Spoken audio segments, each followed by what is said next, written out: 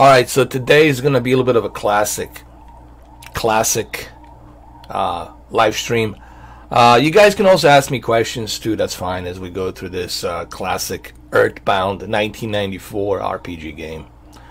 You guys can ask me questions regarding televisions too, that's fine. It's just that I haven't played this game since 1994, man, and it's been a long time. Earthbound, it's one of those RPGs that represents the movies like War of the Worlds, Close Encounters of the Third Kind. It's like a mixture of all these sci-fi movies, man. Dirty Sprite, I know, man. I know you're busy, bro. Trust me, you don't have to tell me. Yeah, go ahead, DS. What's up?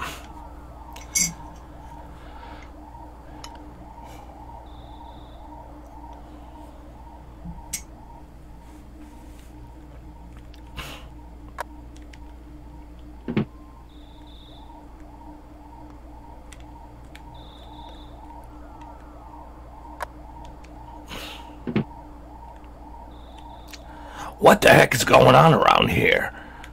I hear a noise.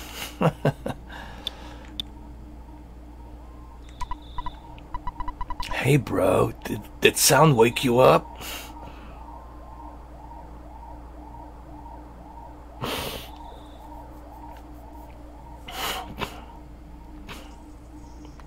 Yeah, Dirty Sprite. There's a couple of things about the Xbox One X and the Xbox in general. Xbox has their own live stream service. You heard about it, Mixer.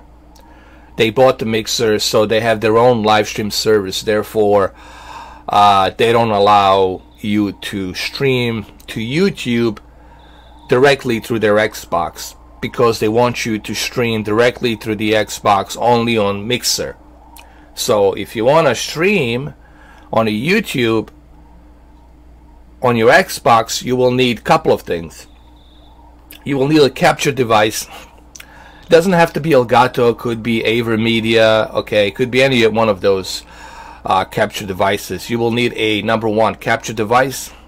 I recommend Elgato HD60S, and then you will need a laptop, a decent laptop, you know, i5, you know, 7th generation, or I would say have at least 8 to 16 gigs of RAM, a decent graphics card, and then you should be able to live stream. But you'll have to connect your Xbox through your capture card, meaning your Xbox go HDMI out into your HDMI in capture card, and then your capture card goes into your USB PC, and then you download the software, and then you have to go ahead and adjust your settings. You have to link up to your YouTube channel, and then you live stream this. If you want to, I can give you all the details, man. If you want to, if you message me on my Facebook, if you go in my Messenger, I can give you all the details. Dirty Sprite, man. I can give you everything, what you would need and all that stuff. But yes, you will need well, when I say a decent PC, remember, you cannot get one of those $300, $400 PCs. You will need something that's like $700, $750. I would say 1060. Make sure you have a, like not 1060. What was it? Yeah, 1060. NVIDIA GeForce GTX 1060 at least in there. You will need like a good graphics card, because Elgato and all these capture cards, they're using your GPU to process all of this. Me, I'm in my office, I'm in my studio, so I have, what you call it, I have my Alienware beast of a PC. I have the lights, I have the green screen, I have the capture device going through USB 3.0. I'm also using Streamlabs OBS. Streamlabs OBS is this service that you can link up to your capture card, and you can also stream through them. I would suggest that you use the Streamlabs OBS, because that's how you can see the chat and all that other stuff. Majority of streamers, they're using Stream OBS, you know, OBS Streamlabs. And I suggest that you use also Streamlabs OBS. Yeah, you're going to need a capture card, you know. You're going to need that too, obviously. Capture card, you're going to need it. But it depends on your laptop, like how good your laptop is. Of course I was freaked out. What are you talking about? Of course I was freaked out. I hear a noise. I don't like it.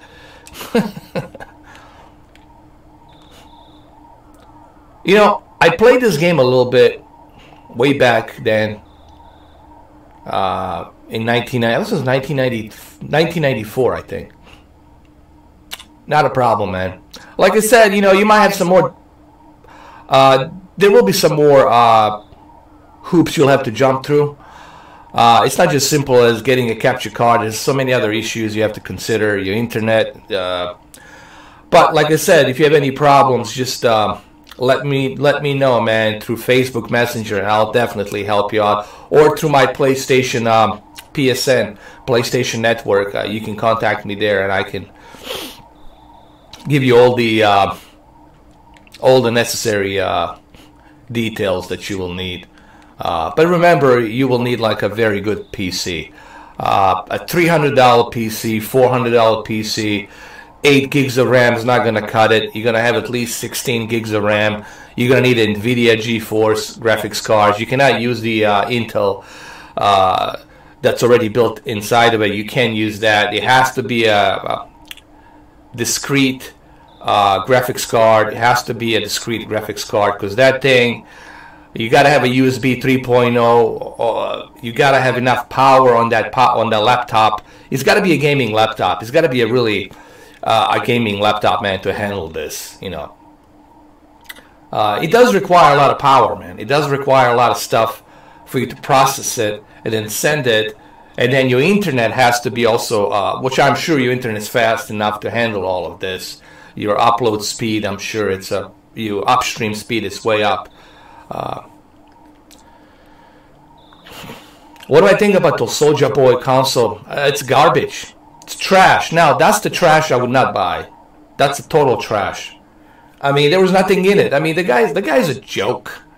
I mean, seriously, like, what a joke, man. I think he just did that for publicity stunt. He did it because he wants the attention or whatever. There's nothing inside the damn console. It's just, it looks almost like Xbox One S or Xbox One X ripoff. It looks like, I don't know, what's the best way I can describe it? Like George Foreman grill. You know, like a George Foreman grill. It's just ridiculous. Except George Foreman grill is way, way, way, way better. You know, I use the George Foreman grill. It's, believe me, my kebabs look much, much better on George Foreman grill. I have it. I'll show it to you guys. I still have George Foreman grill. You know, the boxer Foreman. But look, this was a joke. There's a video. One guy used a hammer. He smashed it, and he looked and dude, there was nothing inside, bro. There's nothing inside, bro. It's just empty shell. There's some transistors in there for the HDMI and maybe USB ports, but that's about it. Man, it's a joke. It's a damn joke, man. Don't buy that crap, man. Don't. No, I mean, it's not a trash. It's a joke. Hold on a second. I take that back. Soulja Boy console, it's not a trash. It's not a trash. It's a joke. It's a joke. Yeah, I mean, come on. I mean, I think, look, guys, Soulja Boy is not stupid. Look, I'm pretty sure he's not stupid. He just did it for the attention, and he won. Millions of views, millions and millions and millions of views. Everybody's talking about him, so he got that 15 minutes of fame. He did it as a publicity stunt. Of course he knew that, look, there's no way he can compete, bro. The only person who can create a really, really good console would be someone like Jay-Z. Jay-Z has more money than God, okay? I mean, really, the guy has more money than God. Jay-Z could create a really good console. He would have to partner up with somebody, maybe with NVIDIA or AMD or IBM or whoever, somebody from Japan, but he could, Jay-Z is the one, if he really gave a shit, if he really wanted to, he could make a Jay-Z console. He could. But the problem is, how are you going to get developers? You know, that's another thing. Like, you got to get developers, you have to pay a licensing fee, but somebody like him, who has wealth, can do it. You know, Jay-Z could do it, but he's not going to do that, man. He's into music, into art, you know, into that kind of stuff, so he's not going to bother about that. But Soulja Boy console is just a joke. I mean, it was a decent effort. What he should have done, he should have made a emulator. Like, he should have, this is what Soulja Boy should have done. He should have made an emulator. I mean, he's got money too, obviously, but he should have made an emulator that it's able to play all of these classic games from PlayStation 2 to Nintendo 64, Sega Genesis, Sega Saturn, Dreamcast. But then again, he would have a lot of lawsuits. There would be lawsuits involved if he did that. Guys, you have to remember that when you put something out there on the market and you have to sell it, there comes the legal stuff, the legal fees. You know, you can't just use a emulator and put all kinds of stuff in there. You have to have licensing fees. You have to pay royalty fees for you to use the game like this, or to use the game like Metal Gear or whatever. So I don't know, dude. You know, I would never even try. If I know I can't do something, I will not do it. I will not bother with it, dude. If I know I can't do it, I will not bother. You know. But it was funny, dude. It was a great stunt. It was a great publicity stunt. I enjoyed it, you know. But I wouldn't have, you know. Of course, you're not gonna buy it.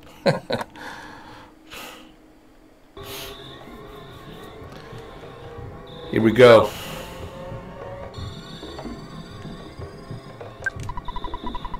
Did you hear that big bang? I think a meteorite landed nearby. What do you think?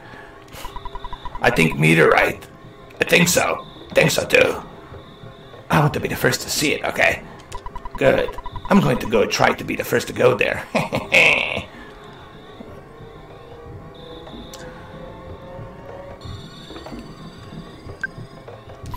You know, the RPGs back then were such a big deal.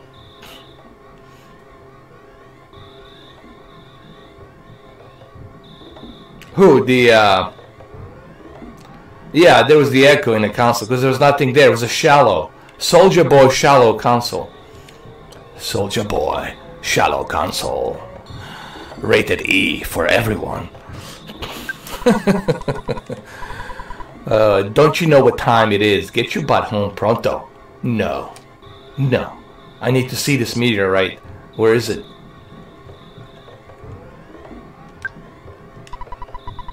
A meteorite has landed. Well, first of all, man, hold on. They would never tell you what it was. Cops would never tell you what it was. They would just tell you, sir, just move away. It's being handled. It was just an earthquake. Move away. We were handling situation. Go home.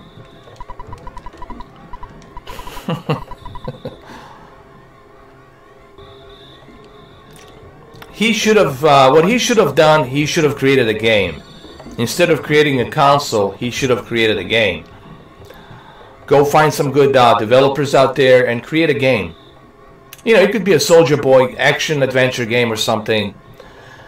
You know, like a 50 Cent did back then. Something like that. Where Soulja Boy is undercover cop or something, and he's walking around and he's busting all the drug dealers and shit. I don't know, something like that, bro. I don't know. Or something like a Def Jam, you know. He could have done something like a wrestling game, a fighting game, Soulja Boy fighting game. You know, there's many different things he could have done, but creating a console, dude, that's crazy. People don't understand how expensive it is to create a console. You gotta be a wealthy son of a bitch, man, to create a game. I mean, to create a console. You gotta have money just pouring down every day, non-stop. You know, you gotta have like a waterfall of money.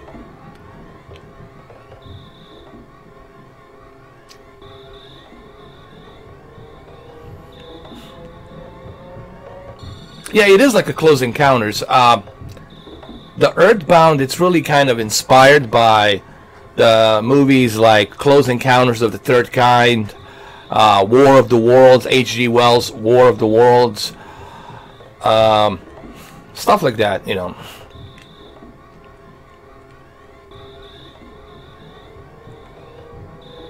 But it can be looked at as a Stranger Things, you know, like today's Stranger Things.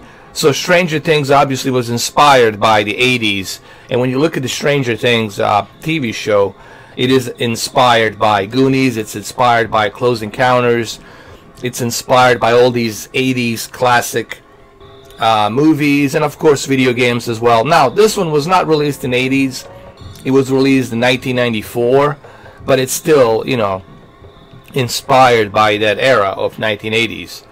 The 1980s were just booming, man. The 1980s is probably the best decade ever. The music culture, the movie culture, I mean, dude, it was just booming. There was so much happening in 1980s, from gaming culture, movies, music, sports, you name it, dude. The greatest decade of all time. It's 1980s. There's no question about that, in my opinion. Obviously, if you didn't live through that, then, you know, that decade, then you don't know. You're like, what are you talking about? But to me personally, it's probably the best decade ever. All right, this guy has a billboard or something. Hold on. Hey, Mr. 4K, hiya, buddy. A meteorite fell down and went boom. It was a real mess for a while. I was fine because I always eat garlic. What the? He ate garlic and he was fine? What are you, a vampire? I always eat garlic and work out to help make my body stronger. I didn't know if you eat garlic you get stronger. However, the weaker citizens probably fainted. I also want to tell you, whoops, I almost told you about my, by the way, Mr. 4K, did you check my billboard? I wrote the message myself. That's my real job. You know I'm billboard guy. Let me go check his billboard. Treasure Hunter. This is a Lear X Agerat house. Okay. He's a treasure hunter. Alright, cool. Alright, so there's a meteorite. This guy over there is twerking. Look at the guy over there, man. The guy on the top over here on this side. The guy over there, it's twerking. Next to the meteorite. The guy next to the meteorite is twerking. Look at him, he's twerking. They're all twerking. Holy shit. It looks like a pizza, man. That meteorite looks like a pizza. Dude, there's tons of stuff. I'm still stuck on Super Smash Brothers. Been playing Super Smash Brothers last night, man, till 3 o'clock in the morning. That game. I'm trying to unlock Snake. So far I have unlocked about 20 characters. But I'm pretty sure it will take a while for me to unlock the Snake. Now, you can unlock these characters by purchasing Amiibo, but you'll have to pay for that, obviously.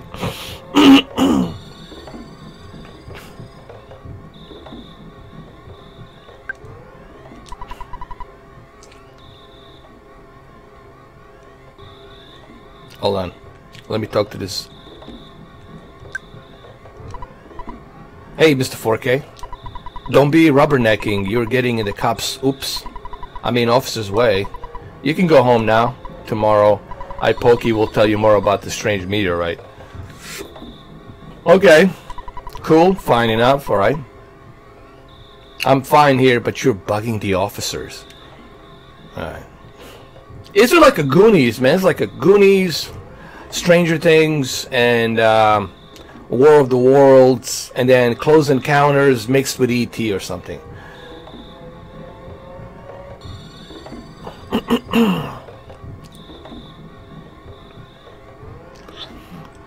Trust me, guys, you have no idea how many games I have. I have so many games, dude.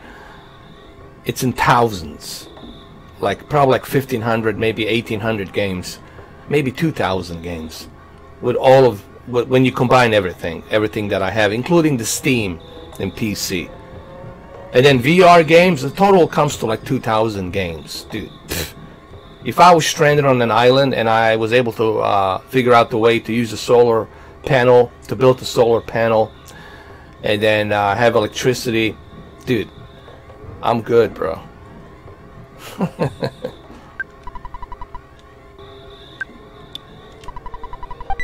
I opened the present. There's a bread roll inside. Cool, take it.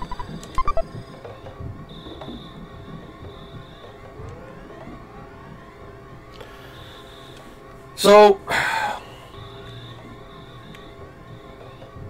what I was gonna say, right now this month there's really nothing going on, except maybe Just Cause 4, and then you have the Borderlands VR. But Borderlands VR, it's really not gonna be that good because it doesn't have a co-op. I mean, how could you put a VR Borderlands without a co-op? You know, the whole idea of Borderlands was that co-op, man. I'm not saying that you're not going to enjoy the single-player experience, but I don't think it justifies $60 for just a single-player experience. I think not having that co-op, it defeats the purpose of the Borderlands VR. I think it's just a cash grab. They're just trying to grab some cash from that VR experience.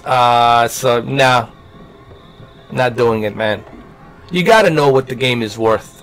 Remember, you can always catch that game later on when it goes on sale for 40 or something. That's the one lesson I learned. $60, it's $60 plus tax, 64. Put in a co-op on there, put in a multiplayer, put in a replay value, and I'll give you $60. If you can't put on a replay value, I'm not putting $60, man. Those are my terms. If I don't see a replay value, I'm not giving you $64. So what else is there? There's nothing else besides that. And then, wow, 2019. That year is going to be pretty awesome, dude. Look at the January lineup. We got Resident Evil 2. We got Ace Combat 7. That also comes with the Ace Combat VR. So if you want to purchase PlayStation VR and you're looking to play Ace Combat, well, there you go. Ace Combat 7. And then we also have got a Crackdown 3, February 15th. So, a pretty good lineup of games for, what a way to start off a new year, man. That's pretty cool, right? Let's go back home.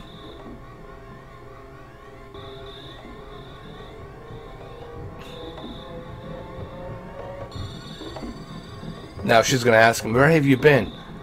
Where have you been wandering around?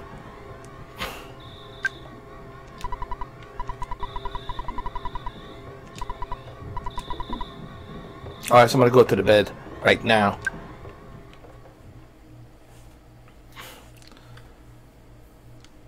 Later that night, what happened? Let's see.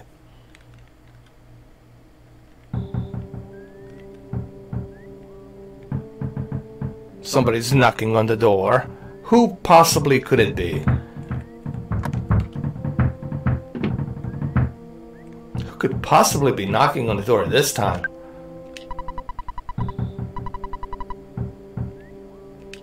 It's probably that kid, that blonde kid that he talked to earlier when he went to see the site where the meteorite has landed.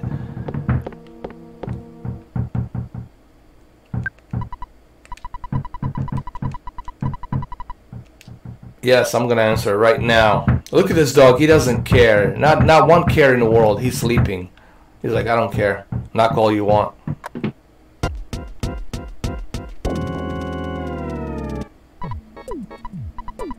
Hey, listen. to what I got to say. When I took Picky to the place where the meteor landed. Oh, good evening, ma'am. You're looking lovely as usual. I could make a song with this, dude. Seriously, like I can do like a song just reading these titles. Anyway, as I was saying, the police that were guarding the meteorite landing left suddenly to deal with the sharks. You know the sharks? They are local ruffians. Alright. Who's Picky though? Hold on a second. Who the hell was Picky? The Picky, that was probably his friend.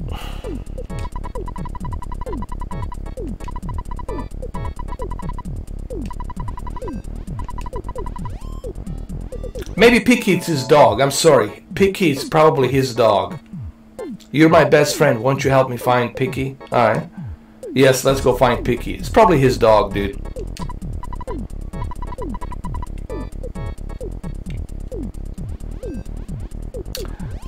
Oh yeah, 2019 is gonna be. It's already shaping up to be a great year with all these games, man, showing up.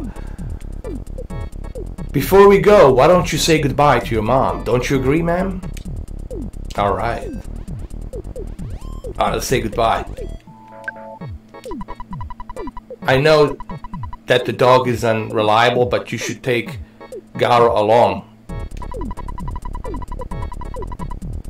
The cracked bat in the Tracy's room could help out at a time like this. No matter what anyone says, you're a courageous, strong boy. Alright, you're my very own natural-born fighter. You'll go far. Remember to go for it. Alright.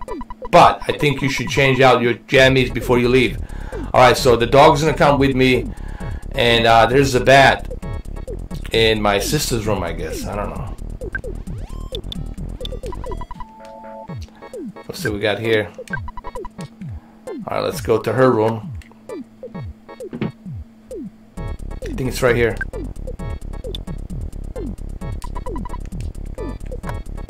Let me see.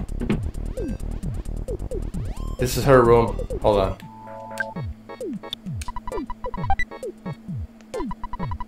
Oh, cracked bat inside. Take it. Cool. Now we're good to go on an adventure.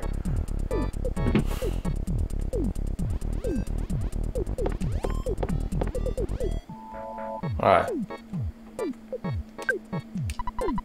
I'll do everything I can to help. Good luck on your adventure. You might get hungry along the way, so here's a cookie. Oh, she gave me a cookie. Hopefully it was a nookie inside a cookie. You can also leave anything you don't need with me. Do you want me to hang on to something? Nope. I'm good. Oh, I got her. Let's go. We'll take this dog with us. Alright, let's go.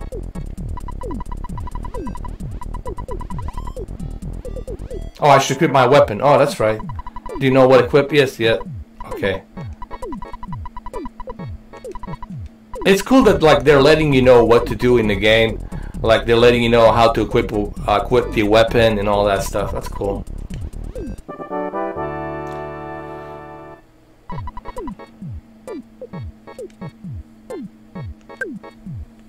Let me equip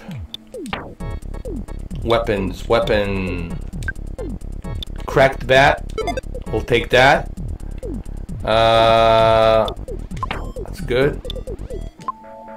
So we good. Oh, the phone's ringing. What? Who could it be? Colonel, is that you? Oh, it's his dad. Work to exhaustion when you're young. Have you ever heard of a weird saying like this? Just remember, I'm always behind you 100%. Don't be afraid. I know that you're brave. I know.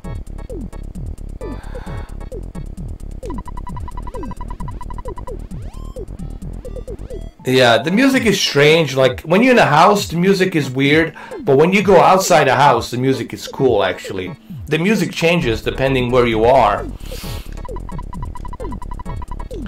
I can make a record of your progress when you call me. Oh, so when you when you pick up the phone is where you save the game. No, I don't have my ATM card. Oh, that's cool. You can use the ATM. Dude, you can stop by the ATM and you can withdraw your money. You can buy whatever you want to buy. That's pretty cool, man.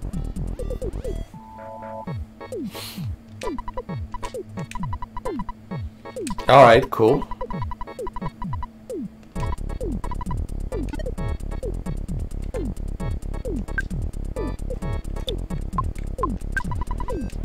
Alright, so that's cool, man. You can stop by any ATM and you can grab the cash and buy whatever you need to buy.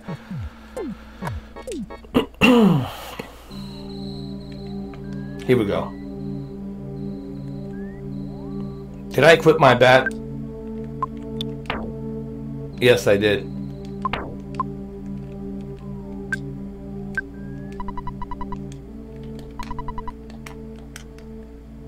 What the hell is this? Uh-oh. Here comes the trouble.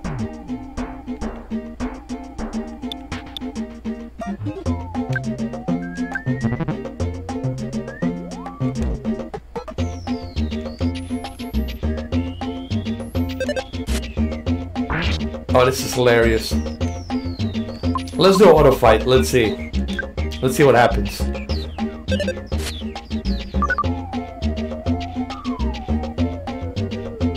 Oh no, you shouldn't have used. I shouldn't have used the auto. He stole my bread roll.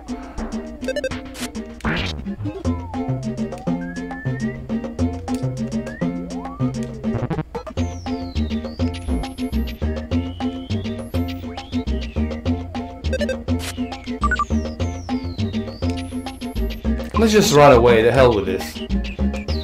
Oh, we cannot run away. Oh my god.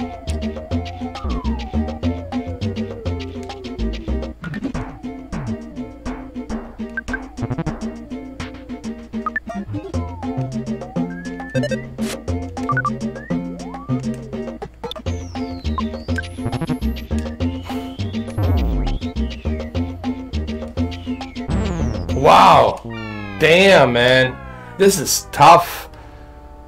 Holy crap, it's tough, man.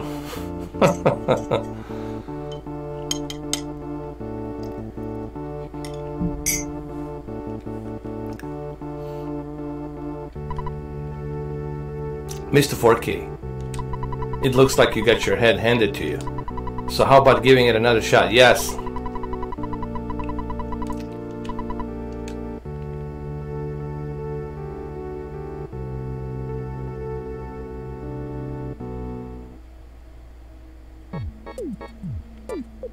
Now let's go. Let's try and avoid this. Oh, look at this. What the heck is that? Let's avoid that. Let's look at this billboard.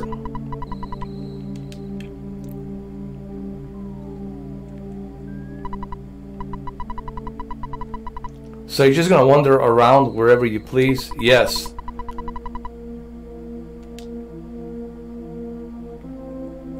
Picky.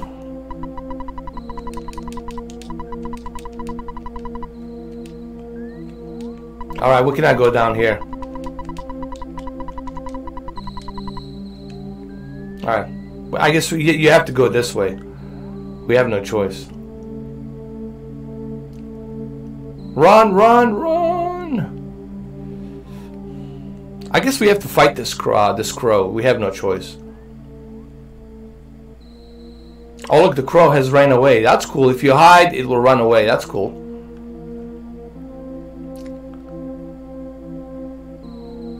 Oh no. Now we're in trouble. What is this? The runaway dog. Why do we have to fight a dog? Damn.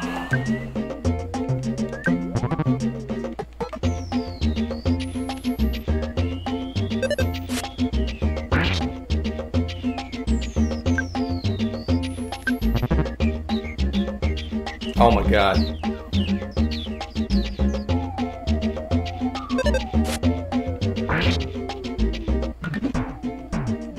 Let me defend.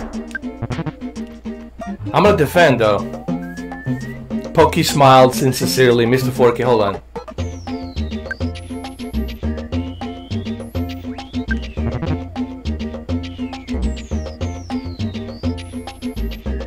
Damn it. But I used the A-team card, but nothing happened. That's always great.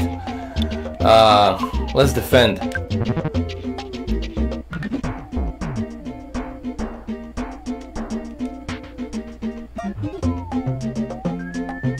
Okay, let me bash him now.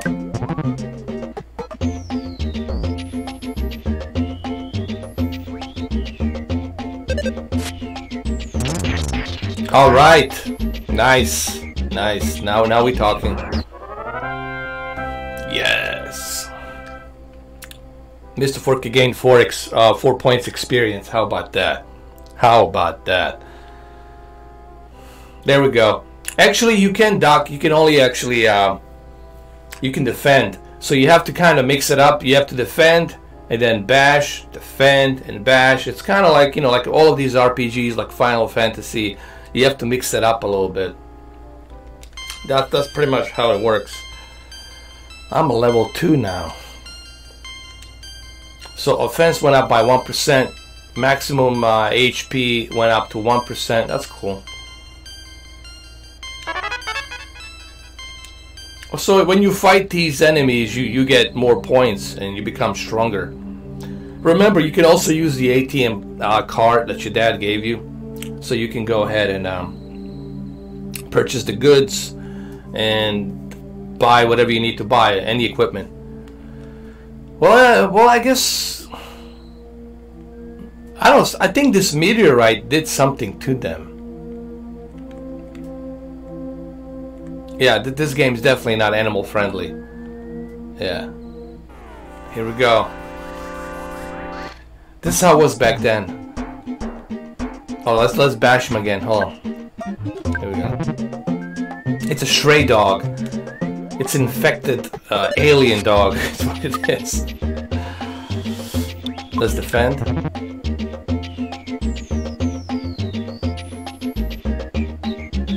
Okay, let's bash him again.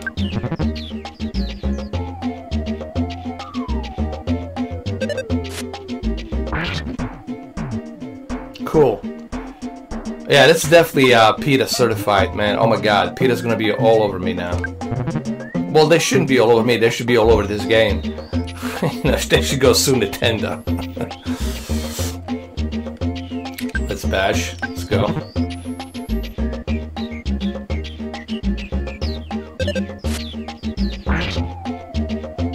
Alright. Let's defend again. See, I'm kinda mixing it up a little bit. I'm trying to mix it up. Okay, let's defend again.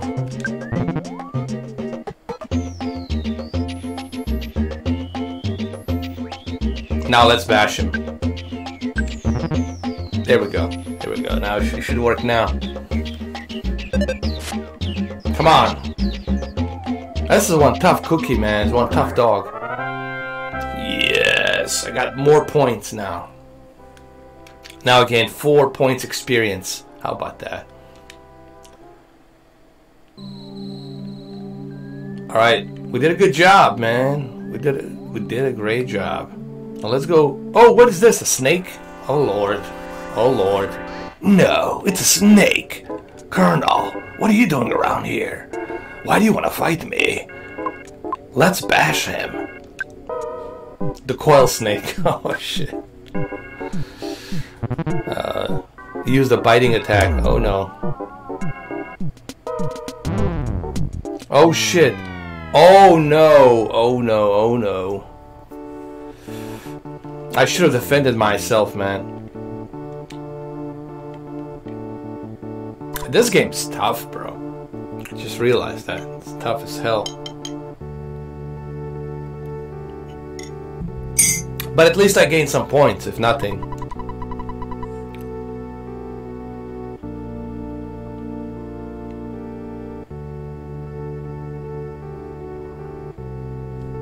No, actually, I never bought that game.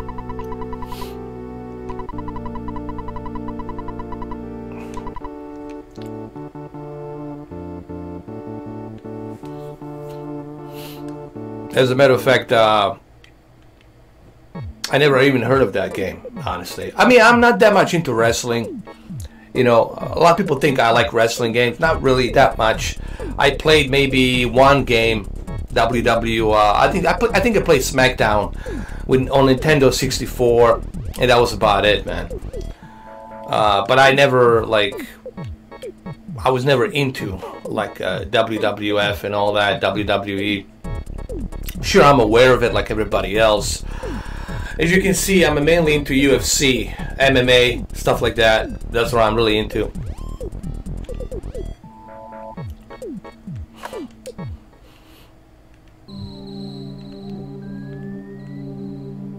Oh, there goes that crow again. Oh my god.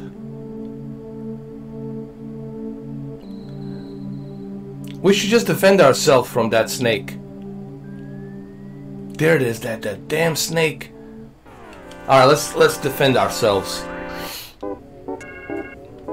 I told you, Colonel, not to come back around here. Let's defend.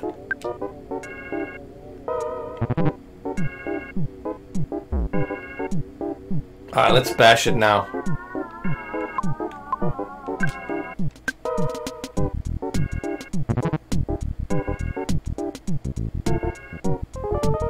Oh shit.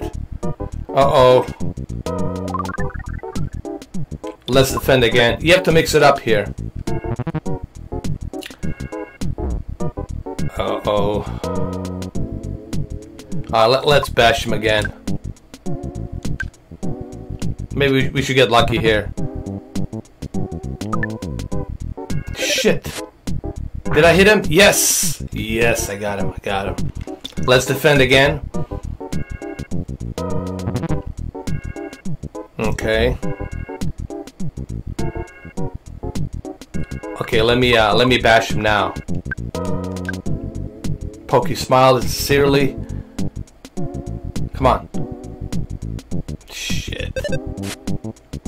I got him. Cool. Yeah, I got you. Colonel wins, of course.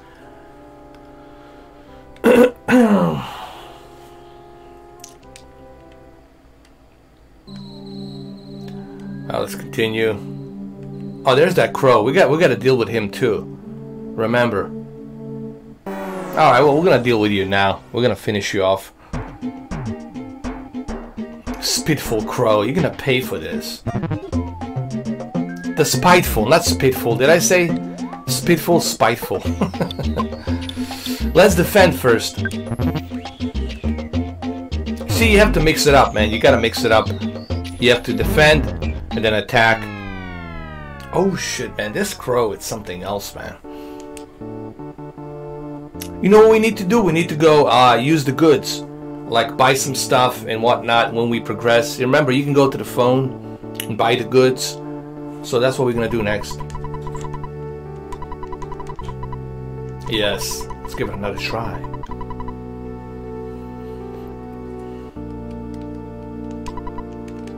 Alright, let me use the phone. Hold on. Where's the phone? Right here.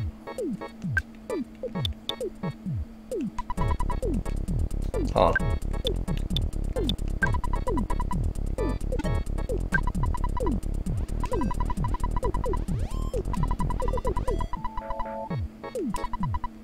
So I got 40 in the bank. Cool.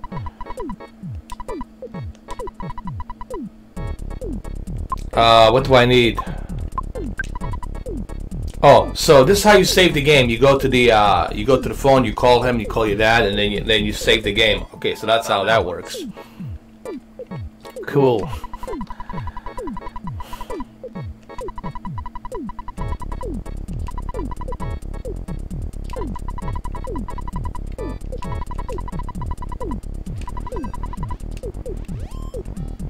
Now you can see why this game was such, back then was such an intriguing adventure. By the way, the Earthbound level, it's also available in Super Smash Brothers. You know, Super Smash Brothers has so many cool levels. It's probably, honestly, they're not selling you a misleading game. When they say ultimate and when they say everybody's in it, everyone is in it. Every level you can think of, it's in it, and the levels are so dynamic. It's probably the best Super Smash ever created. I mean, there's no question about it. Honestly, I mean, it's to me, it's 10 out of 10. If you want to pick up Nintendo Switch, this is it, man. Oh, here comes that crow. We gotta fight this bastard. Maybe not. Don't tell me we have to fight that snake again. Ah, the crow. Look at that crow. No. Run. Run away, run away. Oh no. Ah, it's snake again. Ain't no joke, man. The crow ain't no joke. Alright, let's deal with this snake. Let's defend.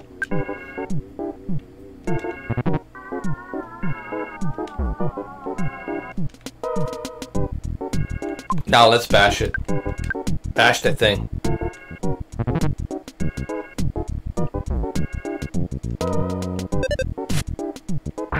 Got him. Cool. But see, now I have more points. So when you have more points, when you equip, also when you go to when you get to the town, you can, you're right now in like a suburb somewhere out there in a village, small, town.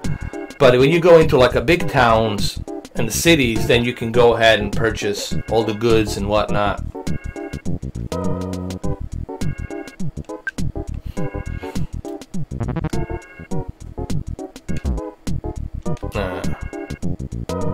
Well, let's bash him again. Let's hit him. I gotcha. Yes! Right on. Alright, let's cool, we did it, man. We did it. Alright, let's run away from this crow. Oh, there goes that dog again.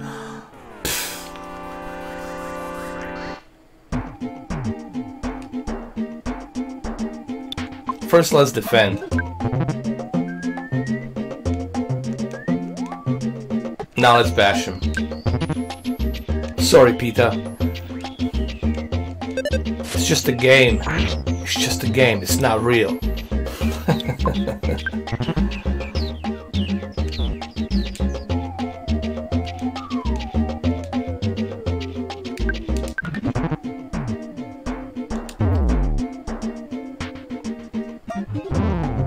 No! Oh my god, the dog got me, man. Damn you, dog. Damn you, you dog.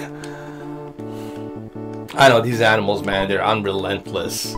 They're unrelentless.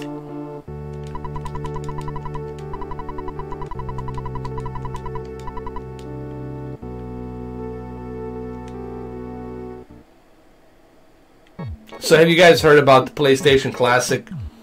It got hacked. Somebody hacked it already. Well, it was gonna happen because it's open source. It uses the rearm, that PSCX, whatever they call it, that emulator, and it's hacked. But the trick is you have to connect it to the computer. You have to have actually there's a couple of things. You gotta have a USB flash memory thumbstick drive.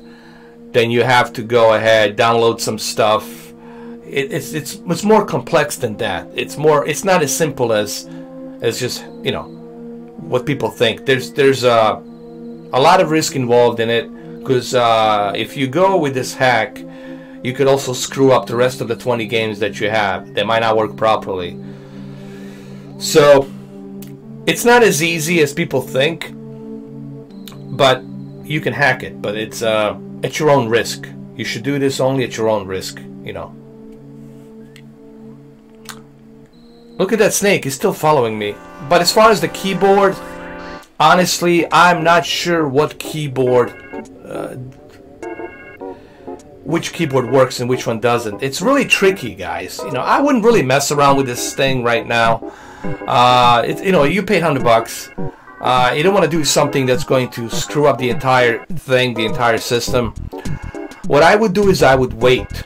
I would wait till maybe a year from now, maybe 8 months from now, till they finally figure out how to do it without, you know, you going through all this hassle. Because right now you can easily damage that software and that emulator, and once that happens, that's it, dude. You know, you can't use it anymore. So it's your own risk. You know, I wouldn't advise you to do it. I would not advise you to do it, even though everybody's talking about it. So now I have to talk about it too, but I would not advise you to do it.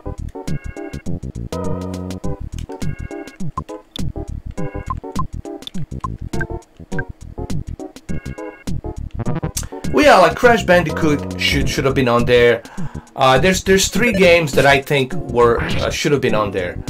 I don't care about the Tomb Raider, honestly. You know, people say Tomb Raider, dude. I could care less about the Tomb Raider if it's there or not there. Tomb Raider to me didn't define the PlayStation. All right, what I would have put in there was 23 games, 3 more games. Crash Bandicoot, Gran Turismo 1 and Gran Turismo 2. If it had Crash Bandicoot, Gran Turismo 1, Gran Turismo 2, that's it, bro. To me, that's a complete package deal. I'm good. Now, to sweeten the deal, they could have put Resident Evil 2 as well, and they could have put Final Fantasy 8 and 9. If they did that, wow, oh, that'd be 25, 26 games. That would be it, bro. That would be like a seize the deal. Good to go.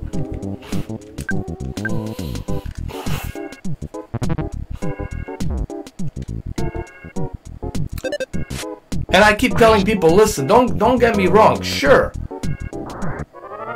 I'm not defending Sony. This was kind of half-assed. You know, they could have done a better job in terms of user interface. You see how Nintendo did here. Gives you the option to use a different background. You can have a different background. You can choose a different options on how you want your games to look. CRT or pixel perfect, or what type of background would you like? They could have given you more options. Of course, they could have created a much more unique user interface, dynamic user interface. They could have done a hell of a lot. I'm not saying that they couldn't have done that, and they should have done that. They had plenty of time to do it, and such a iconic console deserved better than this. But for me, I'm okay with what's on there. As long as I got my Metal Gear in there, and Final Fantasy 7 and Resident Evil, dude, I'm okay. I'm okay. You know, I'm fine with that. You know, but I totally understand the complaints. I totally understand why people complain about it. But I wouldn't go as far to call it trash. You know what I mean? I wouldn't go as far as that. That's my opinion. You know, you have Metal Gear on there. It's not a trash. You got Twisted Metal. It's not a trash. You got Final Fantasy 7. Do you know how hard it is to find a Final Fantasy 7? To buy it in the original case and everything? $120, $130, $150. Bidding goes up to $200. All right, these are classics, man. These are hard to find. So I'm okay with what it has. But granted, of course, I agree. They should have done a better job to honor the console that made them to who they are. If I was a billionaire, if I created a console and that one console defined me to who I am today, I would give it the best possible tribute treatment. I mean, the console would have the best tribute treatment. I would put a lot of stuff on there. I would make it look very unique, very cool. I would have done all of that, you know. So this is on the Sony's end. Sure, I agree. They should have done a better job. There's no question about that.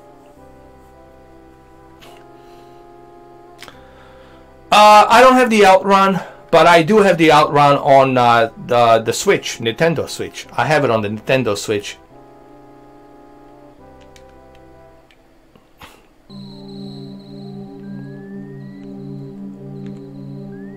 But I do have that RPG game that you like, Derek. That RPG game, I do have it on my Genesis.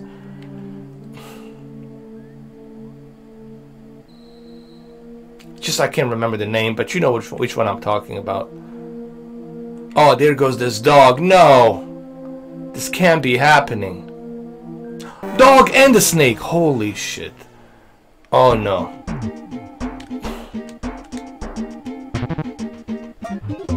Okay, let's bash him.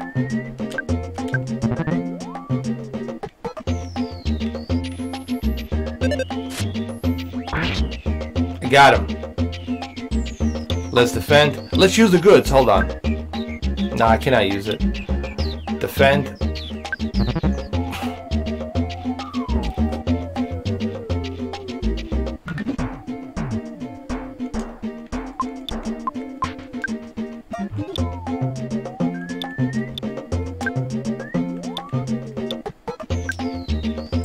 Ah, shit, I cannot recover.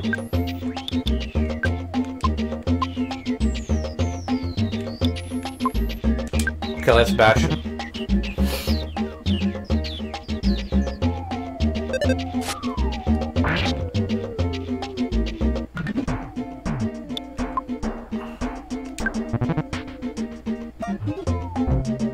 What's up, Luke, man? How you doing, bro? What's happening, man?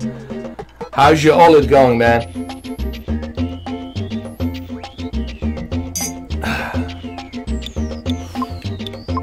Still no burning, man? Give it some time, man. Give it some time, brother. Burning's coming. It's coming nice and slow with a $5. Nah, you should be okay as long as you keep your OLED light. Keep your OLED light at. Yeah, don't watch. If you watch this, those speakers will be burned in. I guarantee you, bro. Those speakers will be burned in with a $5 sticker to it. Who's on the $5? Come on, man. Who is on the $5? No, man, it's gonna be $5,000 burning, brother, man. You don't want that, trust me. $5 iPad. You better, man. Because it's trash. You bought a trash iPad, man.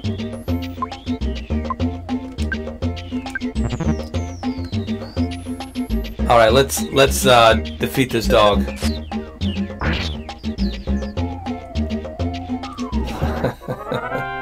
Yes! PETA. Don't be offended, PETA.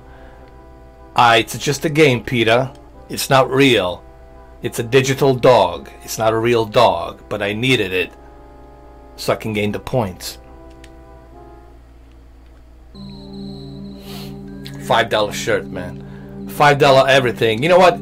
If you ever watched the movie Robocop, there was one guy in the movie Robocop. I'm sure you've seen the Robocop, where I don't know. There's these like punks walking around, and there's a TV store in Detroit, and next to the TV store there's this television, this little small CRT television, and there's a commercial where this guy with the mustache and the glasses, small little tiny glasses that he's wearing, he says, "I'll buy that for $1." Like, "I'll buy that for $1."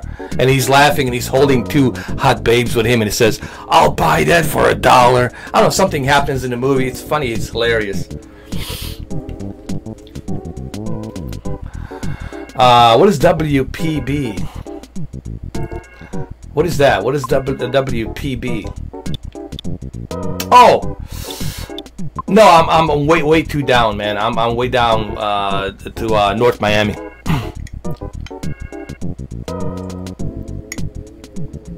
It takes me about maybe 40 minutes to get there to WPB, but I'm way down to North Miami.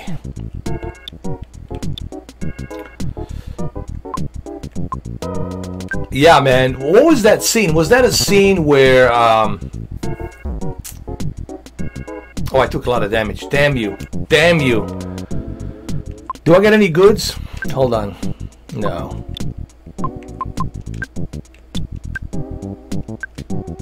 Not enough PP. Oh, shit. Come on, $5, man. For $5. Come on, for $5. Look, the cost is $5. Look at that. It's a $5. I don't have the $5. Cannot do it. Shit. I cannot. Look, look. I don't get it. Like, he deposited $20. It was a $40, and it's cost 5. No, oh, it's 5 points, not $5. It's a 5 points. Oh shit, man. Shit. Shit. Who was that? Was that a guy in the Platoon? Who was that guy, man? There was an actor that was in Oliver Stone movie Platoon. He always says shit. The Wire? Was it The Wire? It's the shit. Oh shit, I died. Shit. Shit. Shit. I'll buy that for $1. But there was another guy, man. There was another actor that was in the Platoon. Well, opposite Martin Sheen. No, Charlie Sheen. I'm sorry, Charlie Sheen. This actor, I forgot his name, man. Fuck. The Wire was all about Baltimore, man. That was really... actually, everything you see in that TV show is really exactly what's happening in Baltimore. I mean, that city is super dangerous, man. That city is no joke, man. But I say Chicago is definitely... I mean, Detroit's definitely worse. Sure, I would say Detroit, Chicago, and then Baltimore. Those 3 cities. It used to be L.A. L.A. now it's okay, dude. L.A. is fine. New York, it's fine. But now it's Detroit, Chicago, and then Baltimore. Right? But isn't it interesting? Think about this. Robocop was created in 1987. And somehow Robocop, Paul Verhoeven, predicted with that movie that Detroit's going to go down in bankruptcy, and it's going to be like very corrupt city. Corruption's going to go down the drain. And guess what? Those predictions came kind of true. Not 100% true like it is in the movie. There's no Omni Corporation, you know, that's on their OCP. But Omni Consumer Police, you know, Product Corporation, was it OCP? That's what it is. OCP, Omni Consumer Products. That what it was? OCP. But it's kind of similar, right? Isn't it kind of weird when you look at Robocop, when you watch Robocop movie from 1987 that was directed by Paul Verhoeven, and it's pretty damn close in terms of what's going on in Detroit right now, right? It's pretty close. That's scary, man. That movie was way ahead of its time, and I don't even look at it as like sci-fi, because right now they can do augmented robotic arms that can move up and everything. They have soldiers with the prosthetic legs, augmented prosthetic legs and augmented arms. So Robocop was kind of way ahead of its time, dude. It still is one of the greatest movies out there, man. Robocop was awesome, man. You gotta love that. You gotta love that movie, man.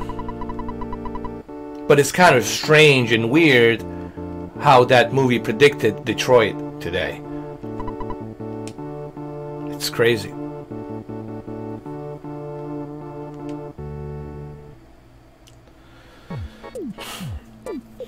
Well, that's what the TV show was really based on. They had people who worked undercover. They had detectives and officers and everything involved in writing of that TV show, and they wanted the whole thing to be accurate.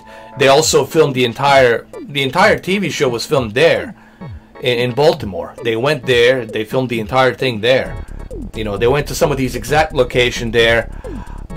So that's why it was so accurate. That's why it was so good. You know.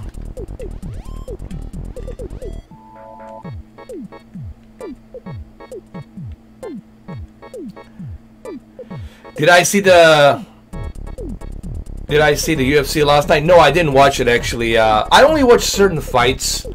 Like I watched obviously Tony Ferguson fight, and also watched the McGregor fight. Obviously, there's another one coming up in December 27th with Nunes and Cyborg. That's the one I want to watch. But I only pick certain fights, you know, like a certain fighters. People ask me, did I watch Tito Ortiz versus Chuck Liddell? And I'm like, the whole thing was stupid. I don't know why Chuck Liddell, I guess he needed the money, but I don't know why he, you know, did that shit, man. That was kind of stupid. Like, come on, man, you know. You're already champion, dude. You're already proving yourself. He's 48 years old. He's almost going to be 50. Chuck Liddell's going to be 50. Dude, you can't do it, man. You can't have the same stamina. You can't have the same speed like you used to. You can't be that same Iceman that you used to be. Or Mr. Ice, what was the nickname they gave him? You know, you just can't do it. Tito Ortiz is a little bit younger than him, and Tito Ortiz has been training a lot. He's been really shaping up for this fight. So this whole thing, I think they took advantage of him, and I don't know if he's gonna get. They're gonna pay him peanut. What they're gonna pay him, I don't know. I think they're gonna have a lawsuits. I think the golden whatever's called the Oscar De La Hoya thing that he's got going on. I think Oscar De La Hoya is a joke, honestly, me too. Like, he's trying to be now like Dana White. He wants to be a promoter. He wants to be this, you know, quote unquote, real deal. Dude, you're never going to be like Dana White. Dana White's been doing this for nearly 25 years. And he's done it well. He has done it well. He promoted that sports really well. And you're never going to catch up to Dana White's, you know, standards to where he's at, you know. You know what Chuck should do, honestly, what he should do, he should create a podcast. I think Joe Rogan told him one time, say, hey, dude, why don't you create a podcast? You, Chuck Liddell, you can, you know, get a lot of views. You can get a lot of people joining your podcast, and you can make a truckload of sponsors. A lot of sponsors will jump into to Chuck Liddell. So you don't have to fight. You can just do a podcast. You can have these guests, like all of these fighters. You can have Frank Mir. You can have, even the guy from Brazil, my favorite, Anderson Silva. You can have all of these fighters come in and come to the show and talk. I mean, why don't you just do a podcast, bro? That's what I would do. You don't need to get hurt, man. You are 50 years old. You don't need to get hit and get concussion. You'll never recover from that shit, man. When you get hit so hard like that, at that age, you're never coming back, man.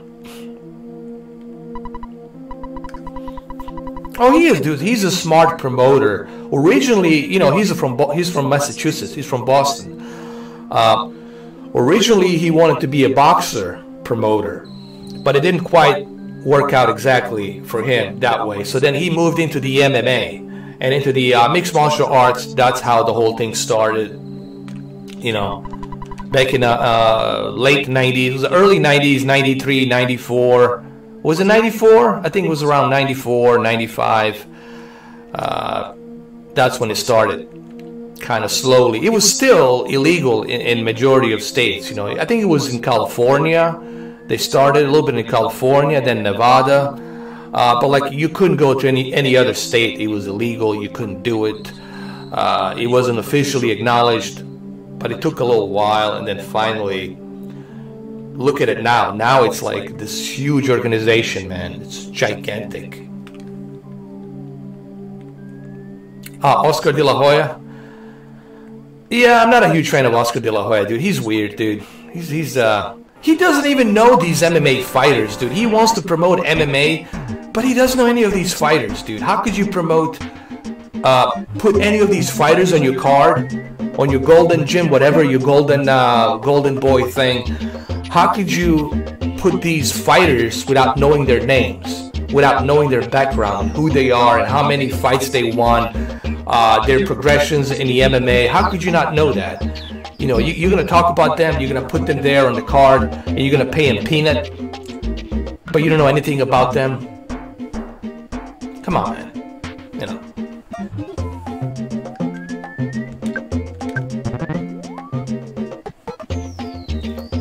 That would be like me getting into, let's say I didn't, well, I'm not a huge fan of baseball, but I know a little bit about the baseball.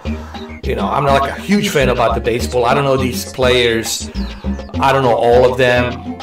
So I would never do a baseball and get involved into baseball unless I don't have any knowledge about the baseball and history about the baseball and all the players and you know, the series that were won in the past. I would never do that. You only get involved into something that you know and you have a passion for, you know, because you're gonna look like a fool. You know, like if you get involved into baseball and you don't know nothing about the baseball, you'd be like, what?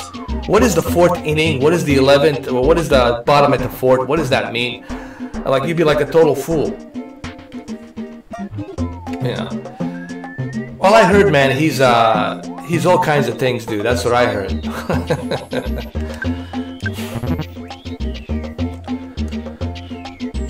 People ask me about how I feel about that fight with Khabib and McGregor. Look,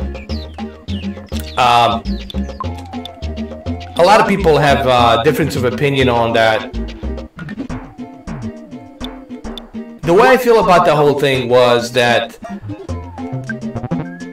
in one end, you can say that, hey, you know, maybe they shouldn't have promoted that whole bus thing, you know, where he threw the dolly onto the bus and some people got hurt, some fighters got hurt on there, and then they shouldn't have used that incident to promote it.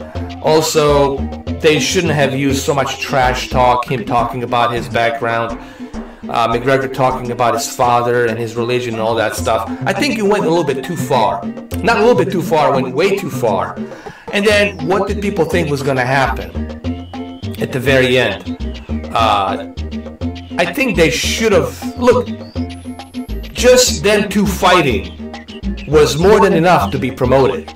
But you don't need, Dana White shouldn't have rubbed it in. I think that was his mistake. He was rubbing it in a little bit with all the incident with the bus prior to that. And then he let McGregor unchained, unleashed, saying all these crazy things. I think it went a little bit, it went too far. It went too far. And at the end result was Khabib doing what he did, jumping like a monkey from the octagon, you know, and you know, you've seen the rest. It was a chaos. So I think, but then again, that was the risk that Dana White was willing to take. Did the risk pay off? I think it did. Now people want to see the rematch so bad because of that. You know, they want to see if Khabib can choke McGregor again, if he can tap out again. People will pay a top dollar, not a $5. They'll pay a top dollar to see that again. And you know, everybody wants to see it, me included. Everybody wants to see that rematch. You know it, I know it. Now, to be fair, Tony Ferguson deserves a title at the shot fighting Khabib. Tony Ferguson has proved himself. Tony Ferguson should fight next the McGregor. Not McGregor, the Khabib, I'm sorry. Tony Ferguson versus Khabib. That's if you want to be fair.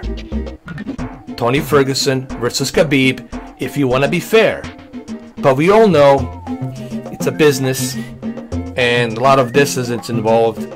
So it's not going to be Tony Ferguson versus Khabib. It's going to be McGregor versus Khabib Part 2. Why?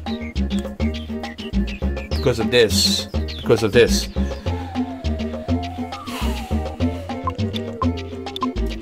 But let's face it, Tony Ferguson should fight him. In all honesty, Tony Ferguson should fight Khabib. Tony Ferguson really, to me, it's an excellent fighter. He proved himself. He's a beast. He also comes in from Eddie Bravo, 10th Planet Camp. He trained there. He's really good, man. Tony Ferguson's really good.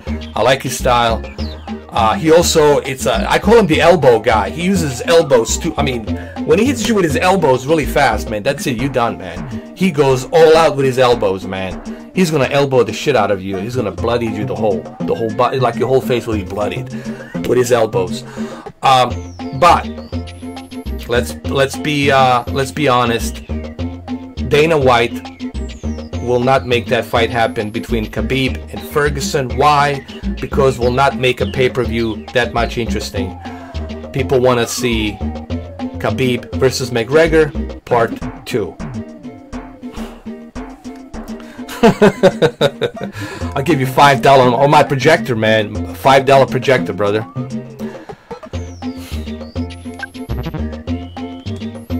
Oh, well, let's defeat this dog before the PETA comes after me. It's funny, dude. I've turned this live stream into a UFC stream. It's crazy. How could you turn Nintendo Classics live stream into a UFC? For $5, you can do anything. There you go. Ooh, I'm level 3 now. Holy crap, I'm level 3. Can you believe that? For $5, we'll watch it on my big projector. You know, if you want to watch a UFC fight, you should watch it on a projector. You gotta watch it on a big projector. That's another reason why you want to buy a projector, dude. You want to buy a projector because you want to watch these sports events on a big screen, like a 150-inch giant screen from a projector, man.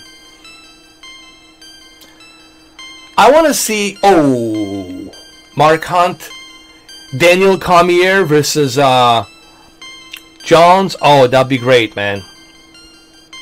Versus Jones. Oh, I would love to see Daniel Cormier fight him.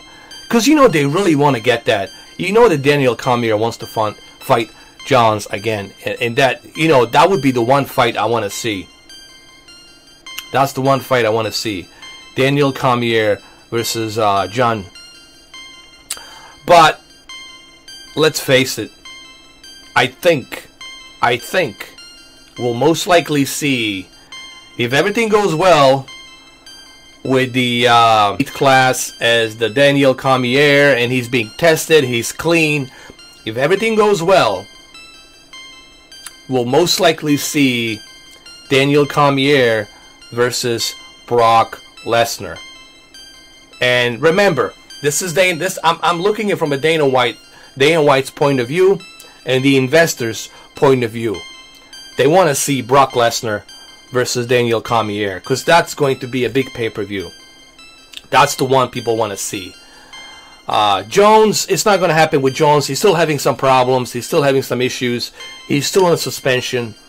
So I don't know if they're going to let him come. So I don't think that's going to happen. But Daniel Cormier versus Brock Lesnar, if everything goes well, that's the fight you're going to see. Daniel Cormier versus Brock Lesnar. Why? Because of this right here. I'm just letting you know how Dana White's minds work. It's this. Q8FN. I love DC, man. He's not only is he a great fighter, but he's a really cool guy. Daniel Cormier is a really cool guy. He's a really good guy, and he's not pompous. He's not like you know, all those other fighters where he thinks, you know, his shit doesn't stink. He's very honest.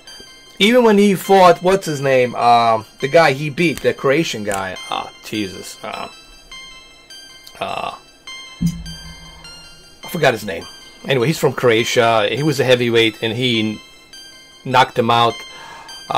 Even he said when he was fighting him that that he wasn't holding his guard. You know, like he was being out in the open. He was educating him, letting him know, hey, this is why you lost the fight. You know, you didn't defend yourself too much. You were way out in the open. You gave me too much opportunity to hit you in the face. You didn't protect yourself. And he was like educating him as to why he lost the fight, man. Q8FN versus OLED C8. Q8FN all the way, man. Q8FN all the way, dude. You just bought your new PlayStation 4. What a game. What game should I pick first? God of War or Red Dead Redemption 2? I would say go with the God of War, so you can see what PlayStation 4 can do graphically. So go with the God of War. Red Dead Redemption 2 is something you can pick up later on. Red Dead Redemption 2, obviously, it's a fantastic, amazing game. You're gonna love it. It's a great game. But I would go with God of War first, so you can see what the graphics are and what PlayStation 4 Pro can do. Alright, so I move up by 1 level. Yeah, you're welcome. Maximum health power, let's see, went up by 14. Cool. Alright, let's continue. Let's do this.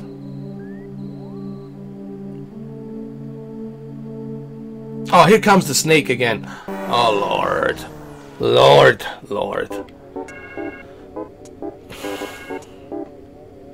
You're welcome. Can we use any goods? Ah, not enough PP.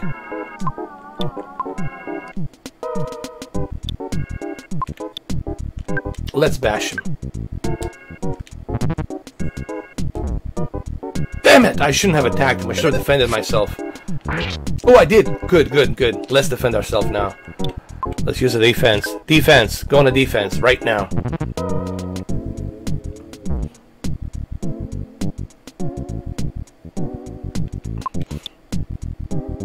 What TV do you have, Derek?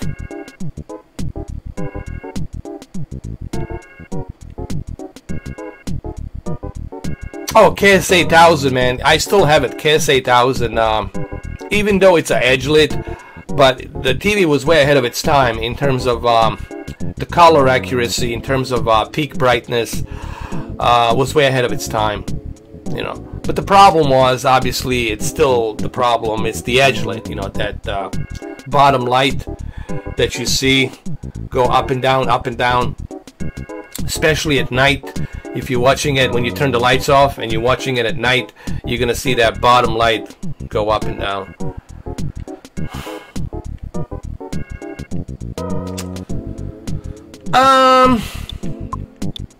I don't think they have to milk it because they got other games coming out. They got another game of the year, The Last of Us Chapter 2. Sony is good right now in terms of money, man. Sony is sitting pretty. They don't have to really. They don't even have to try. I mean, they're set this year. I think they're set till PlayStation 5. Honestly, I think they can milk PlayStation 4 Pro with all of these exclusives that they have till PlayStation 5. And I think they're more than good till 2020 November. Now the question is, everybody wants to know: are we going to see PlayStation 5 being announced this year on E3 show? Well, we're not going to see it on E3 show because they're not going to be on E3 show. Now, this raises a red flag to me. How come they're not going to do E3 show this year? Why is Sony not doing an E3 show? And I'm sure there's a reason for that, obviously. And I think we'll see it because they'll probably do an announcement with their own PlayStation experience in August. Probably in August, mid-August or something like that. They're going to do their own PlayStation experience. And then they're gonna announce it there. They're gonna make the announcement, okay, PlayStation 5, it's coming, this is how it looks. More on the pricing, we'll let you know later on. And then in 2020, we're gonna find out the pricing and the release date. Probably, I'm guessing, November 2020, we'll see PlayStation 5. I'm being reasonable here. I think, honestly, November 2020, PlayStation 5. I'm confident. 2020. Good, I got him. Yes! Take some of that, huh? So I got more experience. 1 point experience.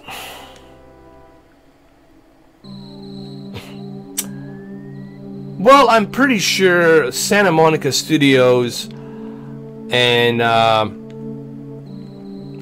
the developers are busy right now preparing for the God of War 2. They're working on God of War 2. You know, they're probably writing a script. They're getting stuff assembled, getting ready, hiring the voiceover actors and motion capture. They're probably preparing to start working on God of War 2. Because if they're not preparing to work on God of War 2 now, then when you're going to do it? You know, they have to prepare now. They have to work on it now. Now, they're not going to tell you that they're working on it, but they're probably planning and preparing to work on the God of War 2. Are we going to see God of War 2? We will, but we're not going to see it on PlayStation 4 Pro. God of War 2 will see it on PlayStation 5. And I think that's going to be the console seller for PlayStation 5. It's going to be God of War 2. I think that's going to be one game that's going to easily sell that console, God of War 2. Now, I can't even imagine how that's going to look, man. What they're going to do with the PlayStation 5 and how it's going to look and the graphics and everything. It's just going to be bananas. I can only imagine, you know. But then, this is just my... Okay, this is not like 100%. This is just my opinions, thoughts, and this is what I think might happen. But again, I could be wrong. I could be wrong.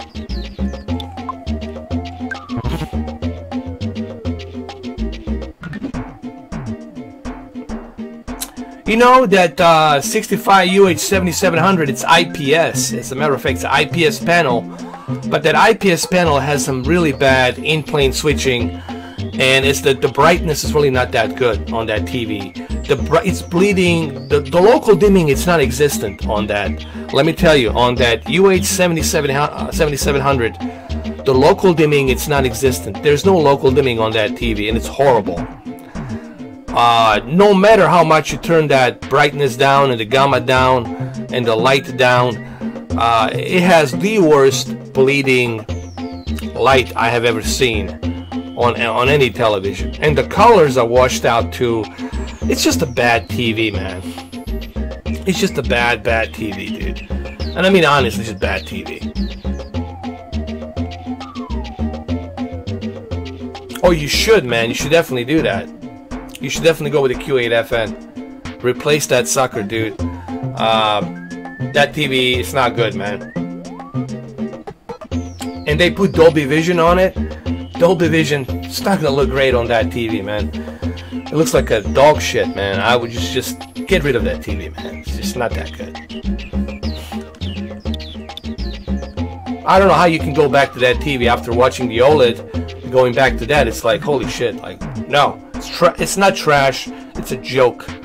The TV, it's a joke. It's not a trash. This is a trash. It's a good trash. Like this TV behind me, it's a trash, but it's a good TV. It's because it's trash for $5. That LG UH7700, it's a joke. You need to get rid of that joke right now. No, it's a joke. You gotta get rid of it. You gotta get rid of it, man. You gotta get rid of that TV. It's a joke to have it in your house, man. It's a joke. Get rid of it. I'm just kidding, man.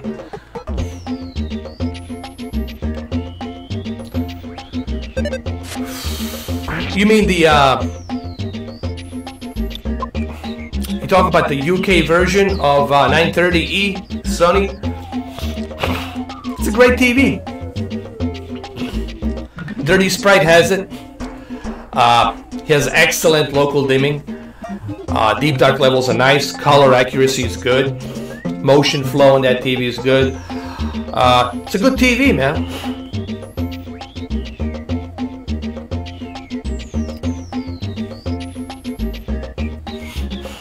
.930 is a good TV, man. I mean, nothing wrong with it. It has a 1500 nits of peak of bright. I think 1600 or 1500 nits of peak of brightness. It's good. Nothing wrong with it, man. I would go with it. Pick it up. If you can get it like really cheap, go with it, man. 930E is 930 is great. 930 is great, man. 930E is great. I would definitely pick it up. And you also have a Dolby Vision, and Dolby Vision looks really good on that 930E. And I like the design of that TV, like especially on the back panel. It's really good. Yeah, 930E is great. I mean, it was a 930D? Oh, I see. That's the see, on the UK they use the D. On the United States they use the E. So that's why it's confusing, you know. But also, I wanted to say that in the UK we have D version, not the E version. Or in North America they use the E. Here in UK they call it D. So it's D. It's in the UK it's D. 930 it's E in the United States. Yes, I did have 65-inch. I had 65-inch 7700, like the one you had, but I had to return it. I was like, no, get this garbage out of here. I mean, get this joke out of here, and let me get my KS8000 back again. I have a video on that. You guys can look it up. Type in my name, and you guys can look it up. I have that video, man. It's an old video from 2016 where I finally listened to Hard 8 and Ron John. I said, dude, return that TV, it's trash. It took me a little while to get used to it, and I was like, eh. The only reason I wanted to keep that TV was because of the Magic controller. Honestly, that was like the only reason, because of that VU controller, the V-mode controller. But I wanted to, I didn't like it, honestly. The quality was horrible, dude. It was really not that good. So I had to return it, and I got back my KS8000 65-inch. You guys can go look it up, type my name with the LG 7700, and you'll see me returning the that TV, getting the KS8000 again. And it's the same KS8000 that sits right here, right in front of me. You guys can't see it, but it's right here.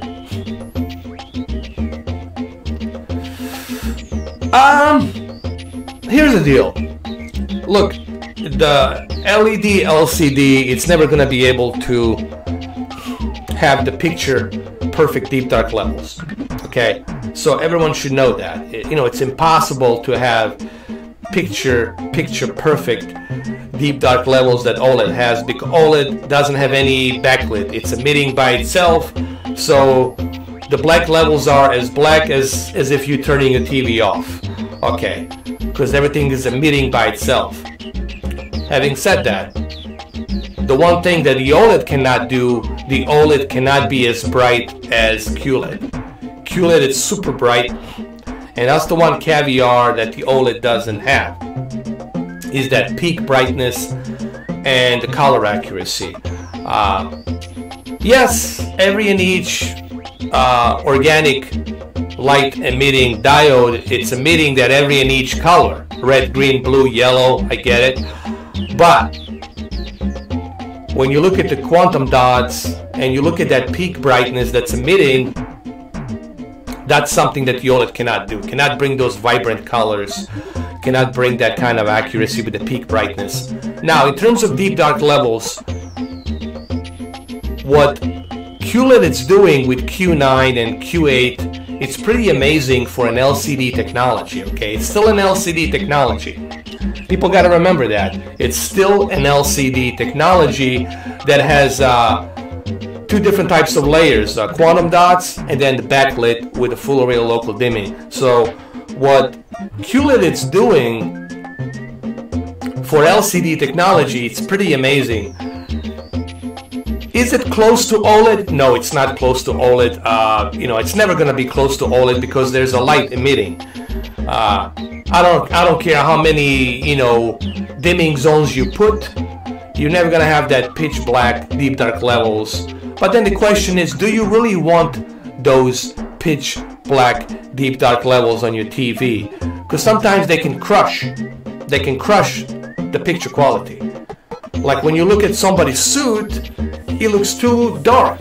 It doesn't have redefined brightness to it where you can see all the detail. So is the deep dark level being crushed that much that important? To me, no, it's not. To me, the key word is the balance. I'm looking for the balance. But my biggest issue with the OLED is not the picture quality. You can adjust that brightness. You can adjust the black levels on the OLED. My biggest problem with the OLED is the risk that you're taking.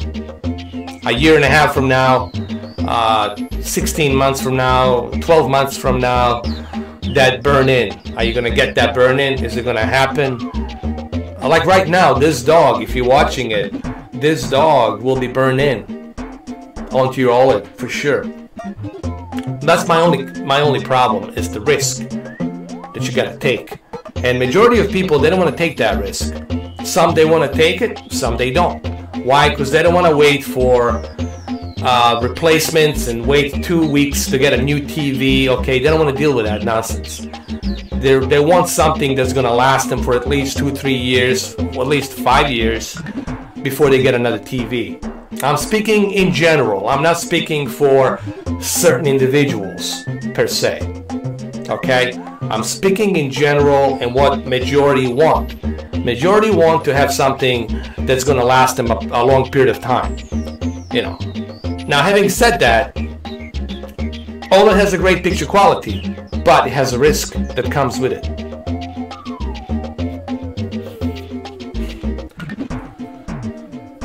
A1E is good. I like the design of the A1E. They really did a great job on the A1E. I really love the A1E and the design on it. It looks phenomenal, especially those speakers. The way they created those speakers in the back are pretty amazing. They reflect. They're like a reflector of speakers. They reflect to whatever's going on the screen. It reflects to the subwoofer that's built into it and the speaker that's built into the back of it. It's pretty amazing, man.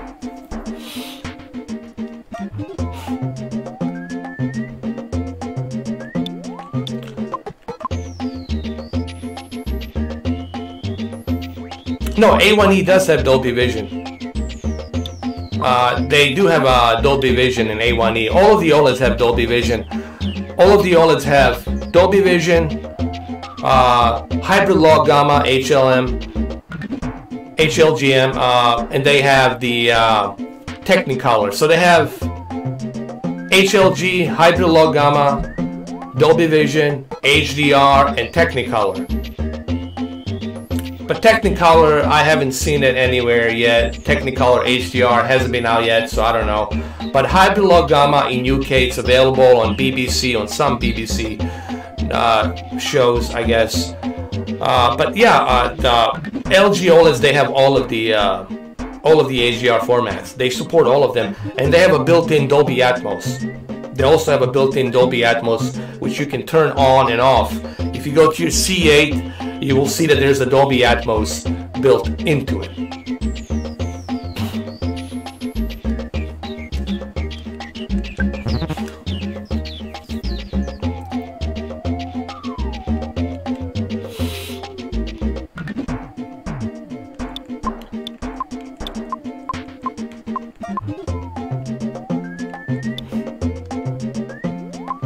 No, it's not. HDR10, it's static metadata.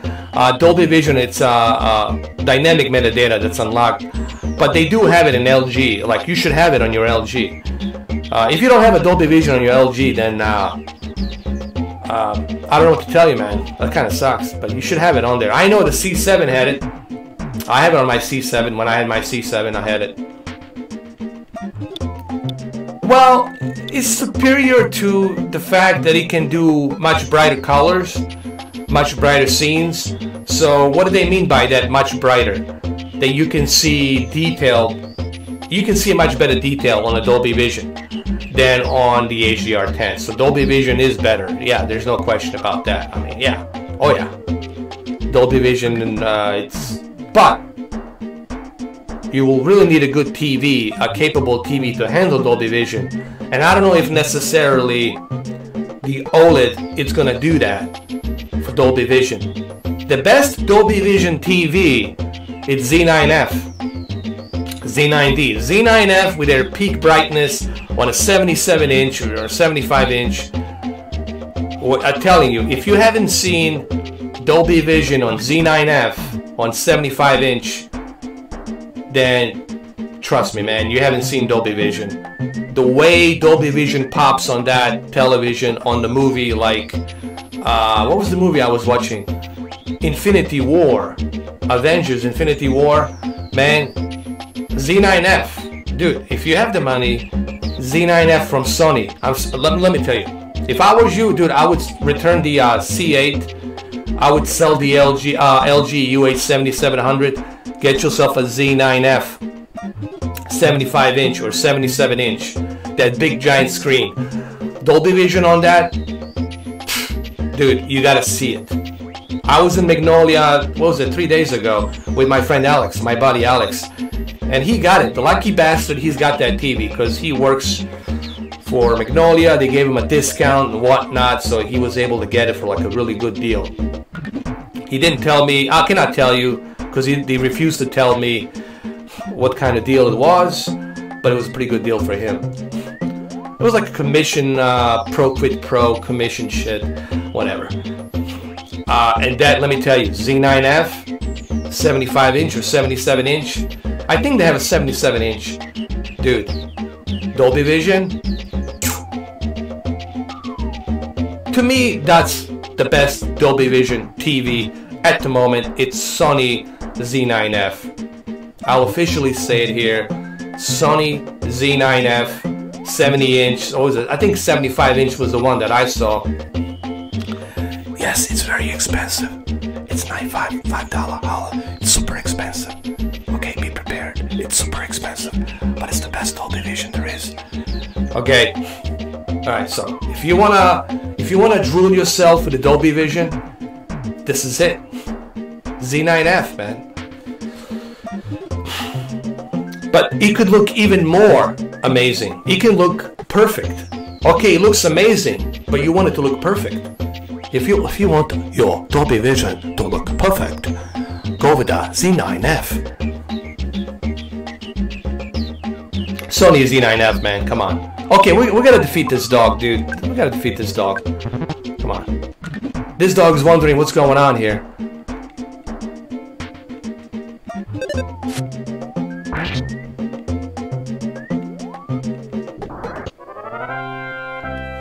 Yes, we got him. That's my only. I don't do. I think whatever in the future, I think my goal is going to be to sell all of these televisions and get myself a Z9F, like 77-inch Z9F, and that's it. I'm done. I'm gonna go drive into a sunset, like Thanos, sit on some nice shiny hill, watch the sunset in Dolby Vision with 77-inch Z9F. Z9F Dolby Vision. Oh my god. Oh my god. You gotta see it. You have to see that in person. Okay, my words cannot express. I cannot use any words to express how that looks unless you see it. You gotta see this with your own two eyes. It's just insane. It's insane, man.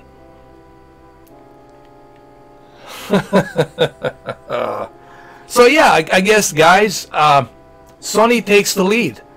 Sony takes the lead again. And we're not even done yet with Sony. Wait till Sony comes out with the, are you ready? 4,000 nits. 4,000 nits peak brightness TVs with 8K. Think about this. 4,000 nits peak of brightness. Do you understand? Do you? You can't understand. Your brains cannot process this. Your eyes cannot process this unless you see it. Do you understand how insane this is going to be for Dolby Vision? That 4,000 nits of peak of brightness with 8K. Watching Infinity War on that 77-inch or 85-inch 4,000 nits or 10,000 nits. I think there's one that's 10,000 nits. It's gonna be, oh, I can't describe that shit, man. But it will be more than a $5. It will be a $50K, $50K, and I will holla at you for the $50K. Flat screen TV messiah. I know, dude. I am, bro. Moses of televisions. Some people asked me the other day, and here's the thing, though. I've been doing this now for 4.5 years. 4.5 years. Almost 5 years. Some people said to me, was it me that kind of started this whole 4K movement and the whole television movement? And I say, not really. I don't think I did. What I basically did, I kind of encouraged people to get into it a little bit more. Because in 2015, nobody was doing what I was doing. You know, people, they were still using 1080p televisions. Nobody was filming with their cameras, their televisions. No one was doing what I was doing. No one was talking about it that much. This was way before HD TV tests, way before Digital Foundry, way before Artings, way before all of that. Okay, when I did it, like in 2014, late 2014, early 2015, when I started doing it, and my first 4K TV was a Vizio without HDR. I spent like $800 on it, Vizio M55C2. But nobody was doing what I was doing. You know, nobody was really getting into TVs, getting into it into detail, talking about it into detail with the cameras and explaining some stuff. Yes, I made some mistakes, granted, but I addressed those mistakes. But was it me really that pushed this whole thing? I don't know. I mean, I don't think so. I think what I did, I kind of inspired people to get into 4K. But I don't think it was because of me. I inspired people. I gave it a little push. But it wasn't because of me. So people saying it's because of you that the whole 4K thing, everybody's now doing these 4K videos. Everywhere you go, people pulling out their cameras, you know, doing all of this stuff. It's because of you, people making all these YouTube channels. I said, no. What happened is I took the advantage of the 4K transition. Okay? I knew that 2014 going into 2015 was when we were going to go into a transition of 4K televisions. I knew that, and I took the advantage of that 4K transition because nobody was doing it. Before that, I was doing live streams, and I was like, how come no one's doing this? How come no one's talking about this? How come no one's really into 4K? So I started getting into it. My name was not Mr. 4K Upscaler. My name back then was VGS1, and after that I changed it to Video Games Vault. It was called Eden's Gaming Vault. Then after that, I changed it into Mr. 4K Upscaler. It was a $5 movement. That's what it was. Yes, it was the $5 movement. That's what started the whole thing. But I did help Xbox One S sell shitload of consoles. That I'm pretty sure about that. No one pushed the Xbox One S sales like I did. So you're welcome, Microsoft. You're welcome, Phil Spencer. I got nothing. Zero. I got zeros.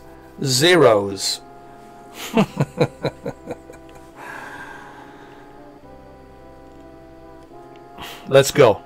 See, I won. I got the 4 points, man. I got the $4 instead of $5. Look at these speakers, man. These Nintendo speakers. Nintendo cannot create these kind of speakers, man. They can't create those speakers. Oh, there goes the snake again. Are you kidding me? No. No. Snake. Damn you, snake. I know, they should be sending me TVs. Dude, Samsung should do something. Well, to be fair, Samsung did do something for me. They cut down $600 off Okay, I'll tell you, they cut down $600 off. The original price of the Q8FN was $2,000, actually $2,200, and they cut down $600, a discount for me. So they did do something for me. So I have to be honest. I don't know why they did, but I thank you, Samsung. They did do it. They did cut down that price for me. The original price was $2,200. They cut it down $600. So I only end up paying, like, what was that, $1,488 or something like that, plus tax, $1,500.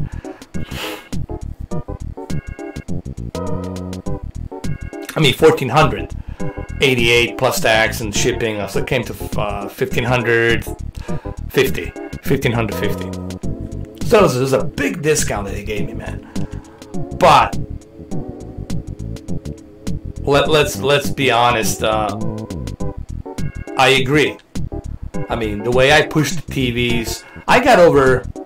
And look, and I know this is gonna sound like I'm being like trying to be bragging or something. I'm not bragging, believe me. This is all a fact. I have over 3,400 videos. That's 3,444 videos. Think about that. Find me a YouTuber that has more videos than me. That's over 3,444 videos. Do you understand how long it's going to take you to watch all of them and how long those videos are? Do you understand how many hours that is? It's impossible. It will take you a year and a half, maybe 2 years, to finish all of them. And I covered a lot of televisions. Let's not forget the projectors. I covered the projectors. I covered the televisions. I covered the speakers, the subwoofers, the receivers, the monitors, 2 different types of projectors, various different brands of TVs. I covered all of the VR headsets, consoles, you name it, man. Devices. The list goes on and on and on and on and on. I don't think people realize how much I have covered. If they really do their research on me, if they really go deep down and do the research on me, I think they'll be blown away when they see how much I have covered on my channel. Alright, let's defeat the snake. Hey, Francisco Cabrera. How you doing, Francisco, man? How are ya?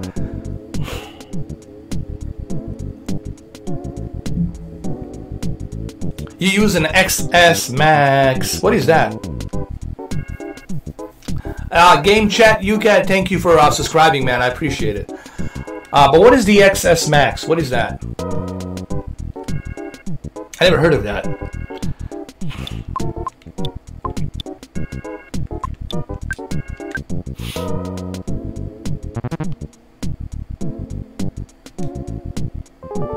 Oh no. No. Oh no, no, no. Hold on. Let's bash him. Let's defend again. Hold on.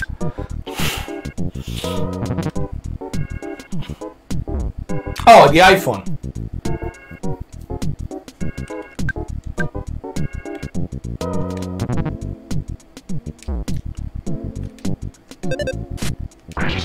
I got you.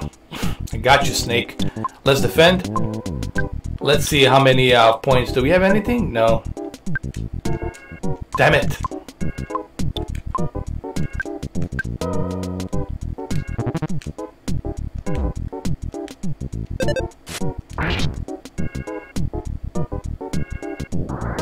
Yes!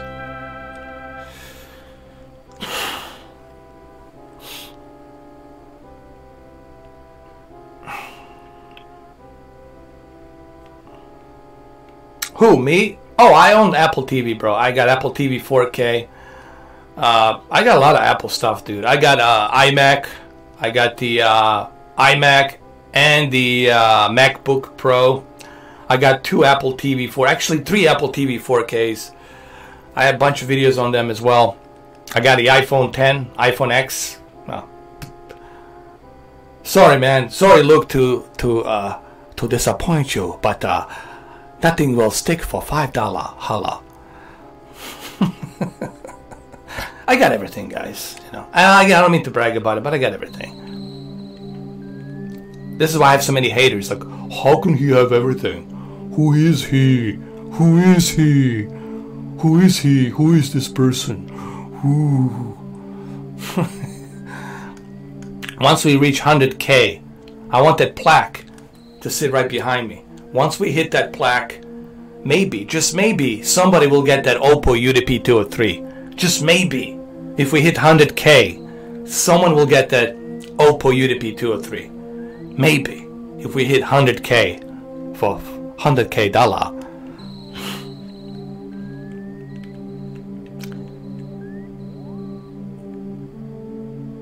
People ask me, why do I want to do it at 100K? Because it's like Joker says, if you're good at something, never do it for free. So, you know, I gotta know my value, I gotta know my worth, and how much I'm worth it.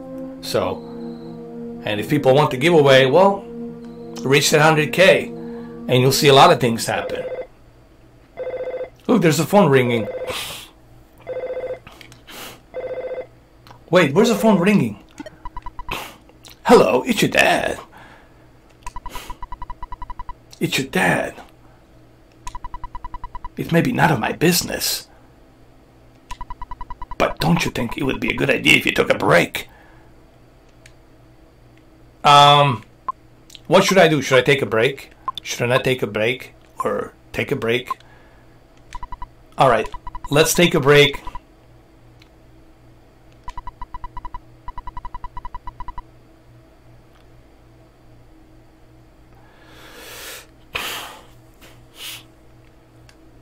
Man, here's the thing, man. I just don't have time for...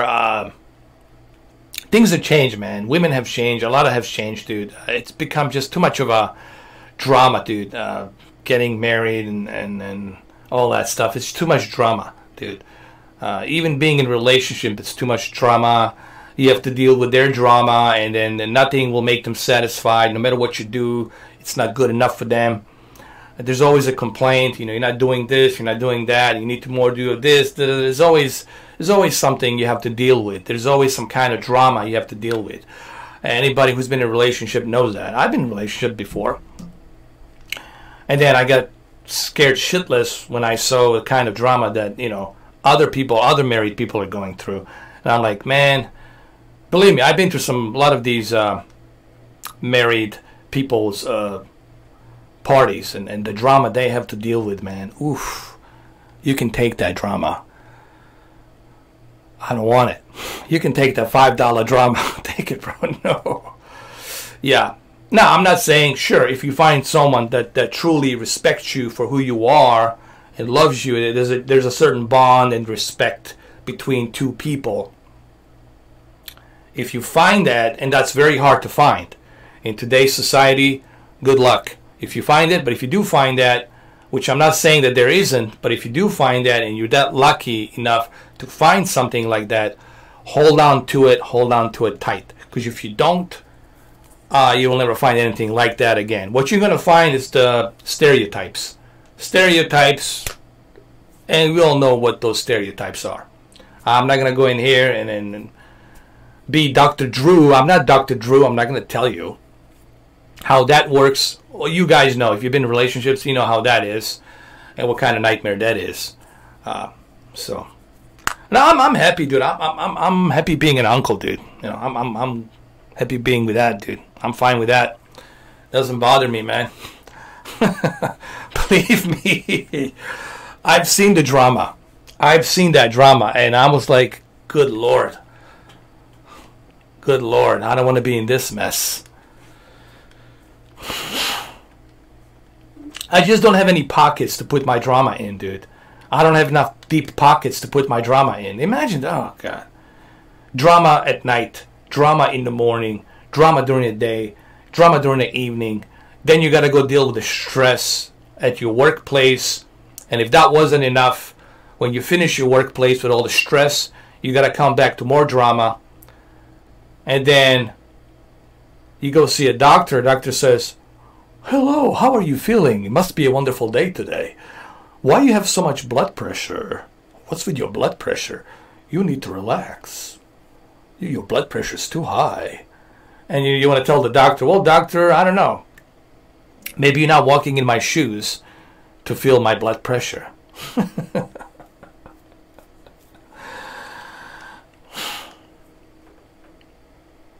Alright, Jody. Okay, I'm going to do something for Game Chat UK. We'll do it in a Solid Snake voice. So we're going to do this for Game Chat UK. We'll do it in a Solid Snake voice. I'm going to try to do this as professional as I can. Again, I love David Hayter. All the props to David Hayter. Again, I'm not David Hayter, the real David Hayter.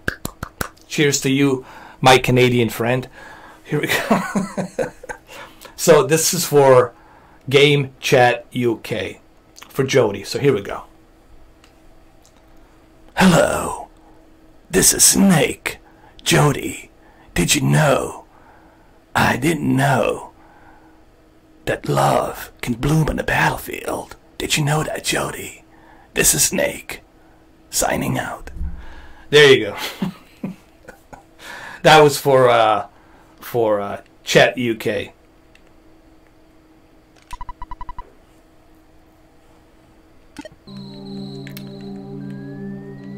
$5 Drew.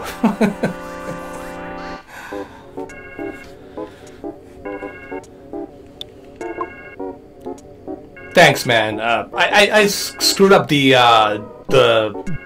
It was different. Like he, the way he said it was written differently, but it came close to it, I guess. Hopefully it was good enough. Thank you, man. It's hard to do it when I don't have a script, and sometimes if I don't memorize the line. But if I have a script, if I can read it, dude, I can do it. I can nail that perfectly. The one that I remember really good was in the beginning of the Metal Gear Solid Sons of Liberty. In the beginning, it's Hudson River 10 years ago. The whole thing stank. There you go. That's the one I can do really good. But if I can read a script, like if you give me the script and I can read it, then I can do it much, much better. Hey, speaking of Snake, we got a Snake right here, dude. We got a Snake right here. Let's defend.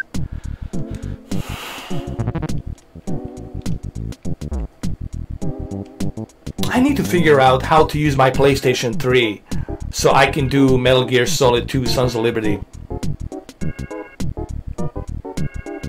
Oh yeah, the first 3 games were amazing, dude. But I love Guns of Patriots. All of them were great, dude. Even the Phantom Pain. I love all of them, dude. I can't pick and choose. They're all great in their own way. They all evolved. Every and each part of Metal Gear has evolved with the story, and honestly, they were all masterpieces.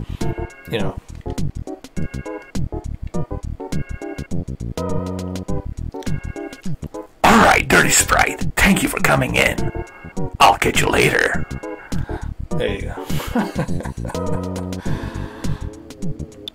Man, I need to find that movie. 2001 Space Odyssey. Dirty Sprite, why is it that I can't find that movie anywhere? Dude, that's one of my favorite movies of all time. Stanley Kubrick's 2001 Space Odyssey. I can't find it anywhere. I can't even see it on the movies. Dude, someone told me that you can't find that movie even on I live here in America, and they told me that even here in all the programs, all the television networks, no one is playing that movie. Like the only network that's playing that movie, it's in UK. And I think someone told me who lives in UK, they told me that the Sky Cinema, it's playing that movie in UK. But no one here is playing that movie, man. I want to see the movie so bad, dude. I want to see the movie so bad. But I want to own it. I want to own the 4K HDR version of that movie. I can't find it anywhere, dude. I looked everywhere. It's sold out.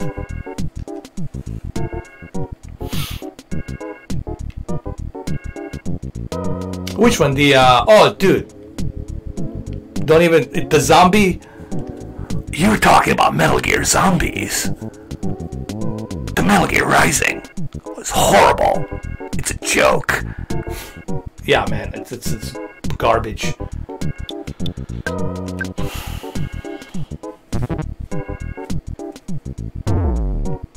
Yeah, Metal Gear Rise, it's horrible, dude. It's, oh, God.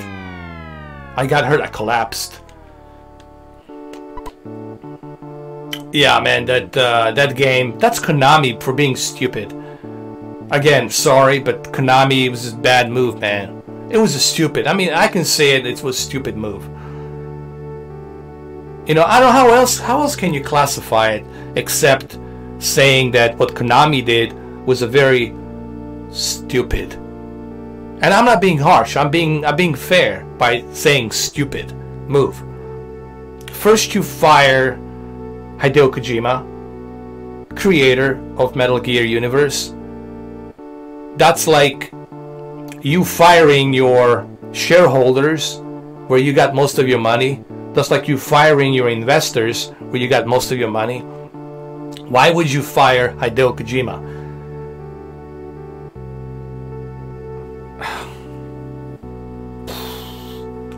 Stupid move, Konami. Real stupid. And then you have nerves to create your own Metal Gear called Metal Gear Zombies.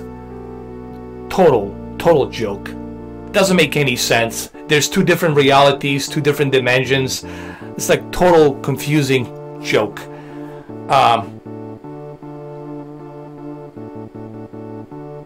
don't know what to say, man. I mean, I'm trying to be nice by saying what Konami did was stupid. I could use some other harsh words, but I'm not going to do that here. But stupid, it's me being fair. Saying what Konami did, the decision that they made to fire Hideo Kojima was the stupidest thing that they have ever done. Made no logical sense, made no sense from business point of view. I don't know what to say. I don't know what to say. But how much is it? How much is it on eBay? What's the price? Oh, for 21? Perfect. I'm getting it, dude. I'm getting it. Send me a link. Drop a link on my community feed. Drop a link here. Doesn't matter. I'll check it later. I'll click on it. I'll copy and paste. Thanks, man.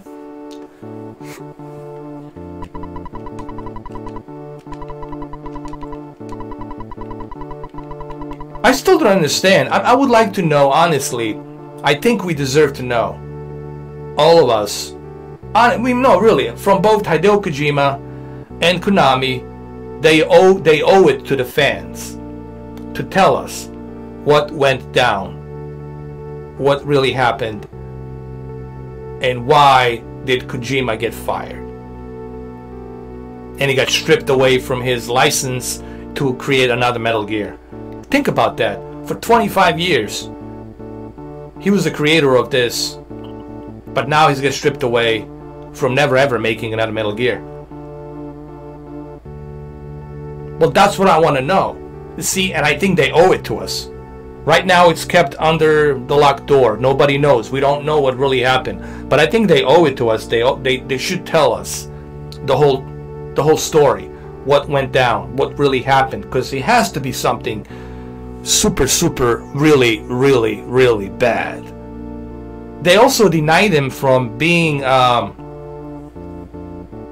given an award at a game show or something. He couldn't show up. They denied him the access to come in. They couldn't present him to the award.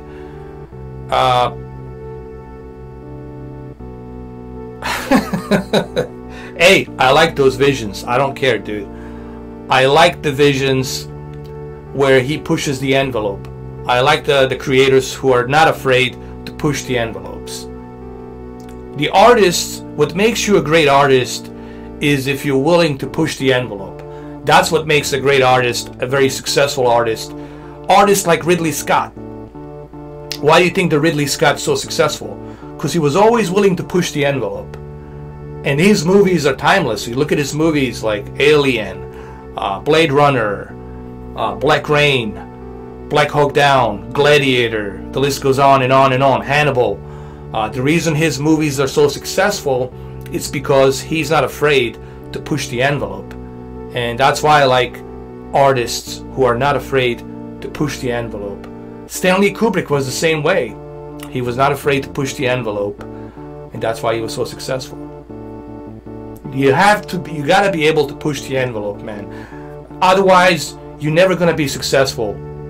If you're only being a commercial director like Michael Bay, you're just playing it safe, so you can keep your job and you can make money. He's a commercial director. Meaning he's always making the same movies, the same flashy thing, the same Victoria's Secrets walking on the high heels and flashy slow motion. So it's always the same because he's a commercial director. He's not pushing the envelope. A director who pushes the envelope, who is willing to go far. Cool. Then I'm gonna go get that one for 21. Thanks, man. Oh yeah, Matrix, it's classic, but I don't know what happened to Wachowski brothers. Something happened to them too, man. What happened? They just fell off the wagon. This is coming from the guys who did the Matrix, and then after that they just fell off the wagon. Like, what happened? You know, I did. Ready Player One, it's good, but it's not great. Okay, it's good, but it's not great. The reason I say it's good, because it's good, but it's not great. The reason I say that it's not great, because I know that Steven Spielberg can do better than this. I know Spielberg can do a hell of a lot better than this. I know he can pull his tricks and make much better movie. Because I know what he's capable of. I've seen his movies. I know what this guy can do. But I know he didn't give it 100%. I don't know why. Maybe he was on a schedule to do other movies. He was in a hurry. Who knows what happened, what the deal was. But I know he could have done a better job with Ready Player One. It was good, but it was not great. And that's like me being fair. That's a fair score. Good movie's a good movie, but it's not the great movie, you know.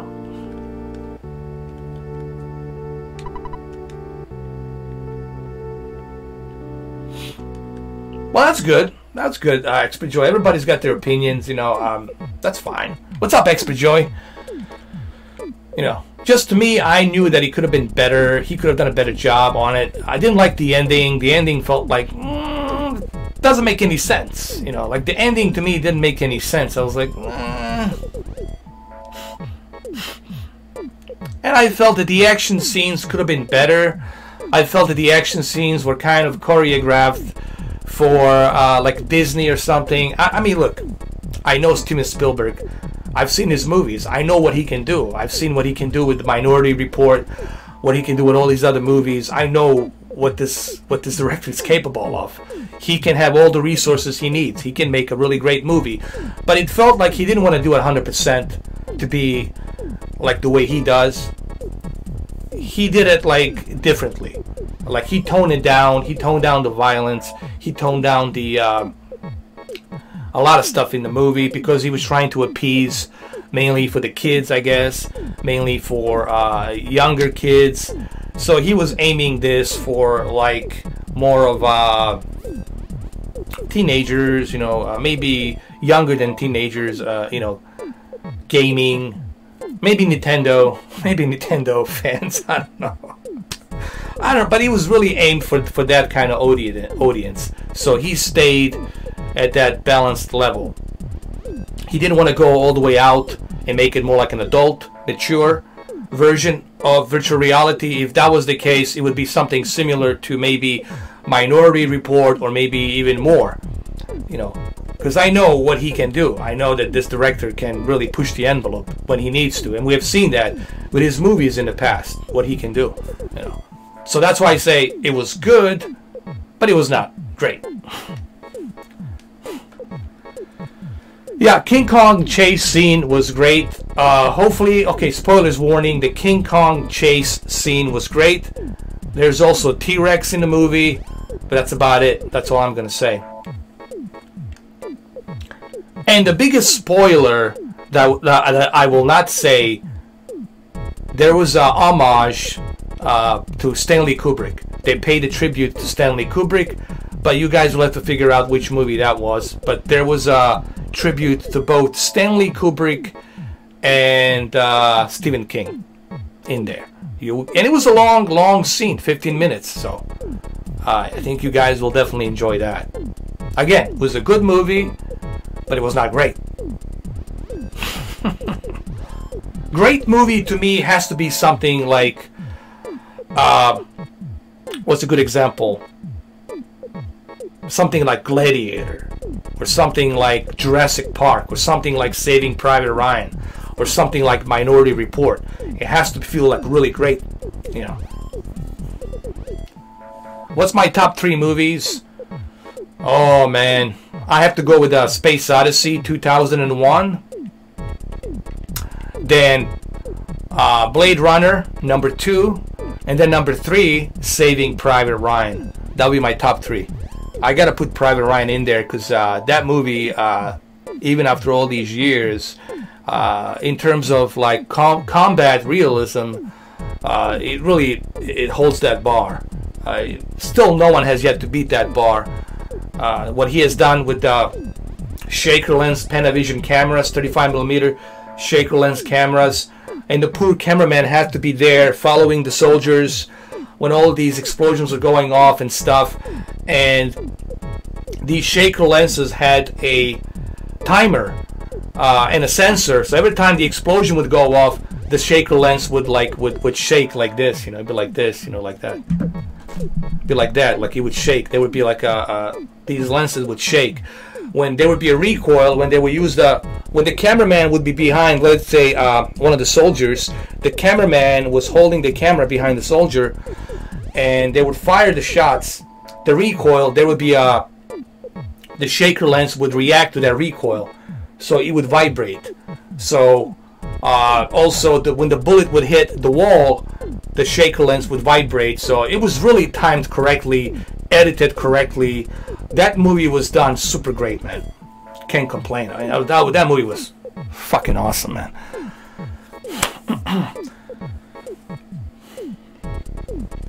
Oh yeah. When it comes to war movie, the combat war movie, that's it, bro. That movie for 3 hours is like, holy shit, man.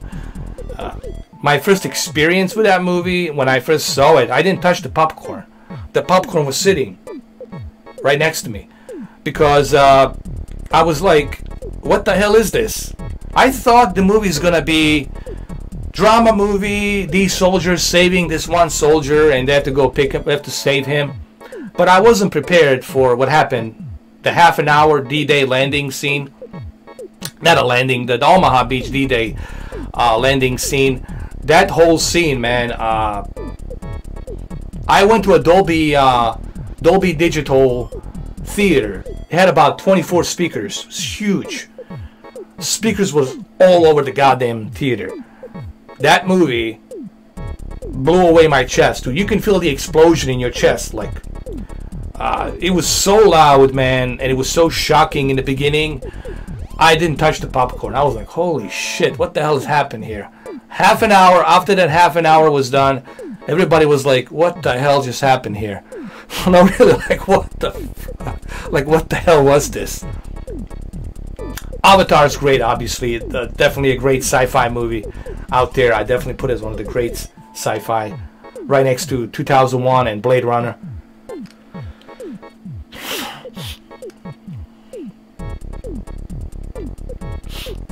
Yeah, I heard about the Al Pacino DiCaprio pit. I heard about that, and I can't wait to see that movie, though. That's going to be great. Let's save the game.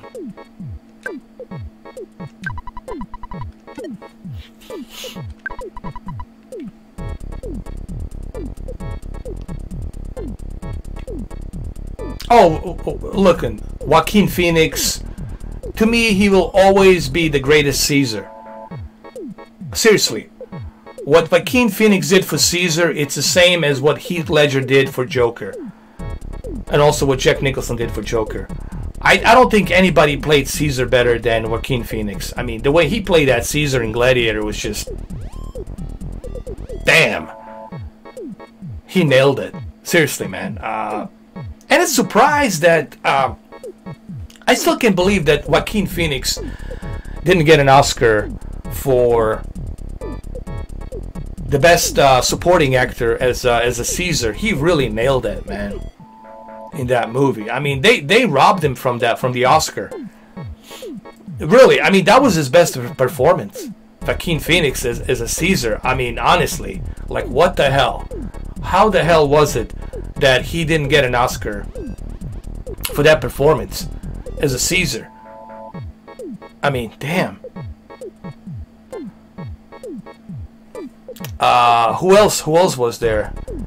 And again, how come Ridley Scott didn't get an Oscar for Best Director in Gladiator? How did that happen? I mean, sometimes I question the Academy Awards and how do they do this? Like, really? Like, if he couldn't get an Oscar for that, then what the hell? I think the Joker is going to be good from Joaquin Phoenix because he's going to bring something fresh, something new. He's going to bring his vision, his version of a Joker.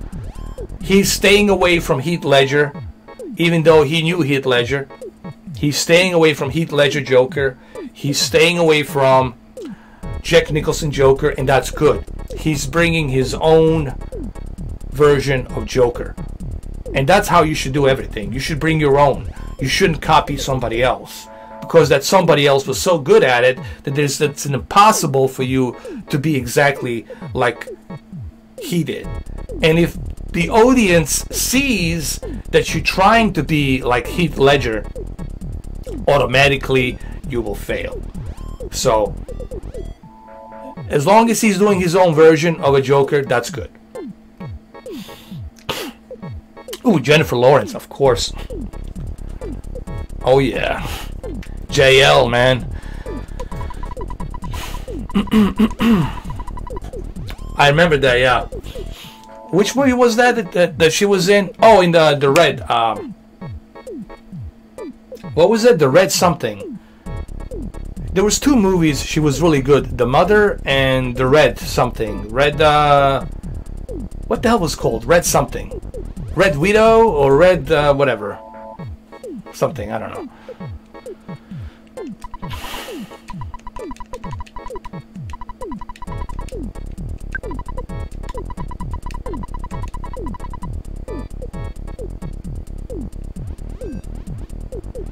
Alright, Game Chat UK, man. I know it's kind of late over there. It's what? It's 9 o'clock? Or 10 o'clock? Or I don't know. Something like that. It's getting late over there. I know it's nighttime.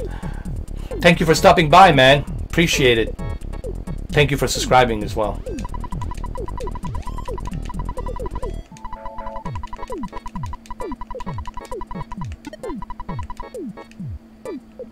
Let's try this one more time. I can't believe it's already been 2.5 hours while I'm live streaming this. You know, this is one of those old RPGs, and once you get into it, man, you're really gonna enjoy it, man. But this is a very hard game. This is a very hard game. But it's a very long game, but very hard. Yeah, it was Red Sparrow. Red Sparrow. Yeah, man. That was a good movie, man. I want to see a sequel to that, man. Oh, here we go. The snake again. Yeah, what's the question? Expert Joey. I do, man. I enjoy the classics, dude. You know me. I love a good classic. This is right up my alley, bro. This is the time of my life. The time of my life.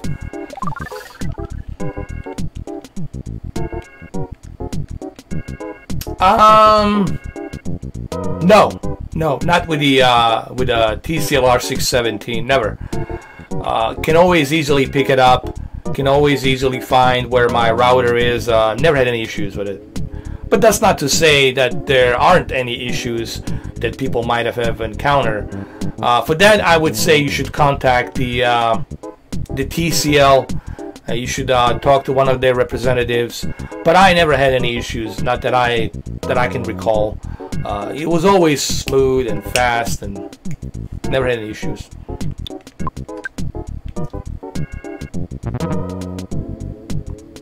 Who was the Eagles fan? Who was it? Reynolds?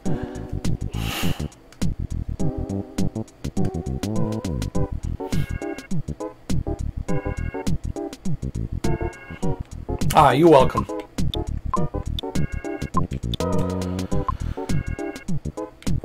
Okay, let's bash him. Let's bash the snake. Bash him. Bash him. Get him. Oh, I just missed. Damn it. Oh, Bradley Cooper in Silver Lining. That's right.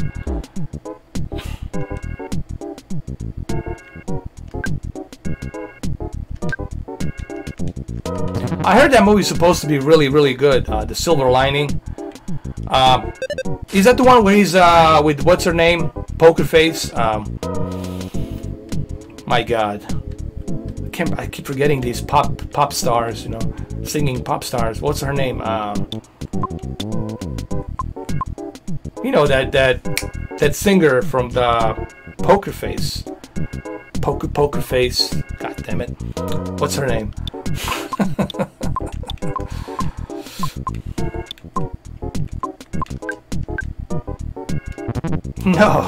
No, not Robert De Niro. Lady Gaga, yeah, she was in it. Lady Gaga.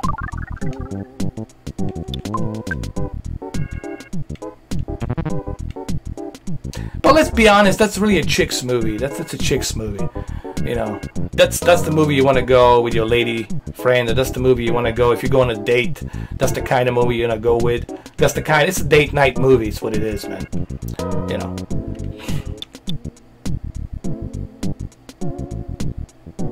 Oh, that Star is Born. Yeah.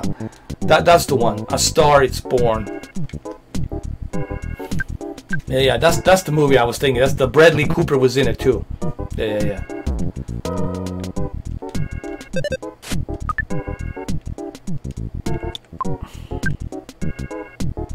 Oh, Silver Lining is with Jennifer Lawrence. You know, I'm getting jealous of Bradley Cooper. Damn you, Bradley Cooper. First Lady Gaga, now Jennifer Lawrence. What's next? Damn you, Bradley Cooper. You raccoon.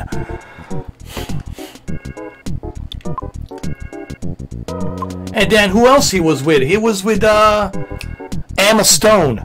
Emma Stone, Jennifer Lawrence, and Lady Gaga now. What's next? Charlize Theron he's gonna go with next. The next movie. What's the next gonna be? Shit. Scarlett Johansson. Damn you, Bradley Cooper. Damn you. You raccoon. You naughty, naughty raccoon. I'm your brain, Mr. $5. $5 brain. I better defeat the snake for $5. Or otherwise I won't be able to holla. Oh yeah, her too.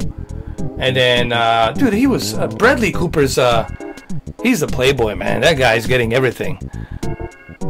That's it. That's why I don't like Bradley Cooper anymore.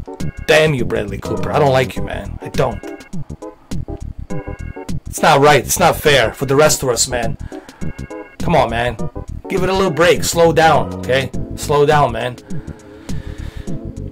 Oh, he's a stud for sure. There's no question about that.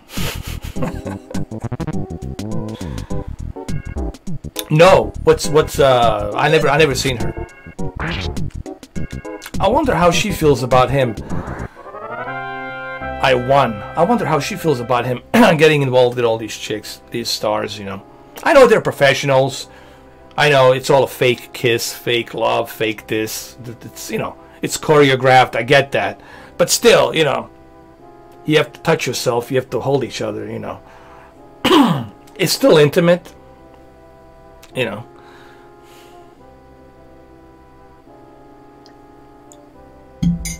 One experience. Alright, I got one experience. Alright, no more snakes.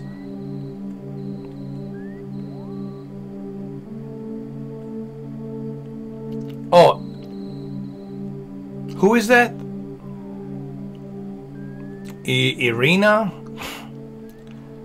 No, not the dog. Not the dog again. Oh, Lord. I'll look it up. I'll Google it. I'm gonna have to Google her. I'll have to Google her. It sounds kind of naughty when you say, I have to Google her. For $5. Of course.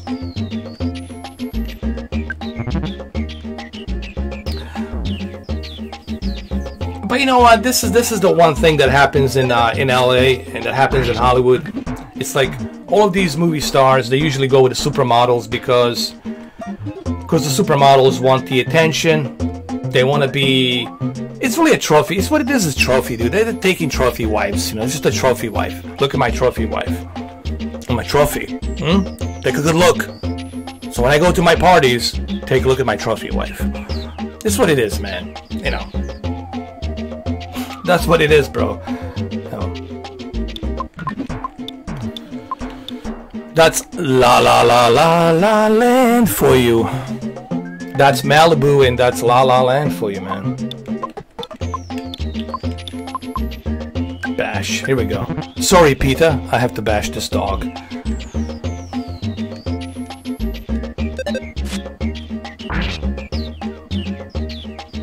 Special massage for $5. I want the $5. My $5. I got it. Yeah, I mean, they're all. This is. Look at Alec Baldwin, for example. You know, like he attacked the paparazzi, dude. You attacking a paparazzi because he took a photo of you and your wife. Yet your wife has a website dedicated just for yoga. There's thousands of photos, thousands of videos, her doing yoga, but him taking a photo. Come on, dude. Like, relax, bro. Like, calm down. Calm down. You knew what you were getting into when you decide to become a celebrity. You knew you're gonna be followed everywhere and there'll be paparazzis everywhere. Click, click. It comes with the job. That's the price you pay for being famous. You don't want to be famous? Then you won't have any paparazzis. Exactly.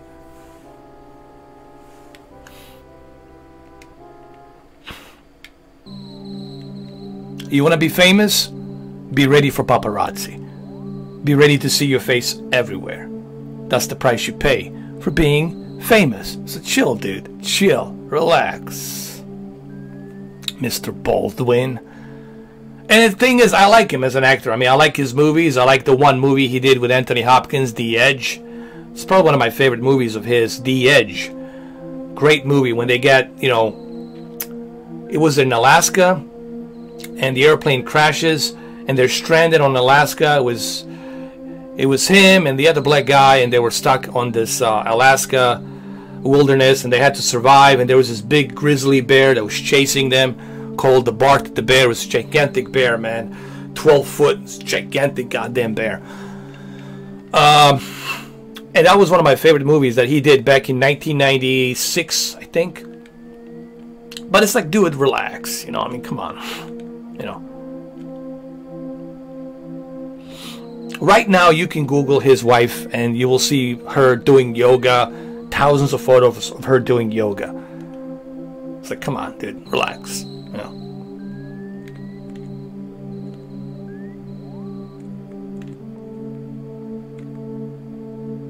So I mean, what are you gonna do next? You're gonna wrestle everyone who goes to her website and looks at her yoga videos and photos. If she doesn't want to be seen, then delete your website and don't do yoga, and nobody's gonna be looking at her photos. Okay? If you put the photos out there, people will freaking look. All right? Namaste, Alec Baldwin. It's so ridiculous, man.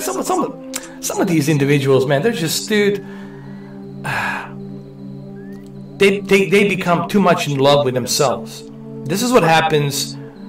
This is why I like Henry Cavill. Henry Cavill is just a, you know, he considered himself a regular dude. You know, okay, I play the Superman. I love Superman. I love the Chiefs because of Kansas, because that's what I named my dog, Cal. And he also hangs around here in Miami. He's got a condo here in Miami. He comes once in a while, and he takes a vacation here during the season. As a matter of fact, he's probably here right now. But he's a cool guy. You know, he doesn't say, look at me, I'm a Superman, look at me, I was in the Tudors, look at me, I was in Mission Impossible, look at me, I'm the important dude. He's a cool guy, you know. He never gets angry, he never gets mad, he's always cool, always polite. I think Henry Cavill's probably the coolest cat right now in Hollywood. Seriously, man. Probably the coolest cat. Yeah, so good for you, Henry Cavill. Good for you, Superman.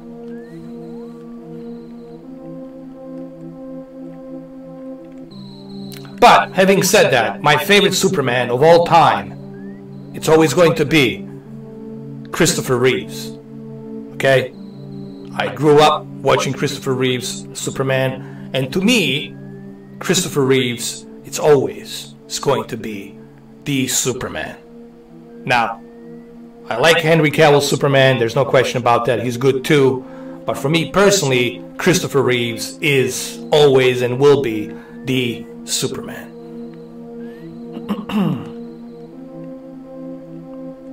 You know what I mean? These are wonderful. Look at the stars, dude. Look at the stars. Look at this texture here for $5. For $5, you take the texture for $5.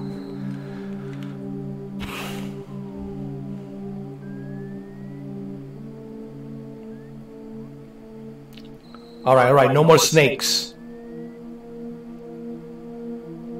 Come on. Can we get out of here? Yes, we can.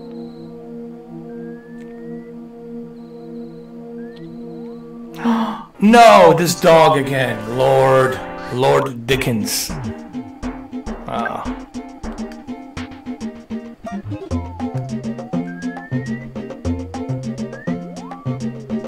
Hold on.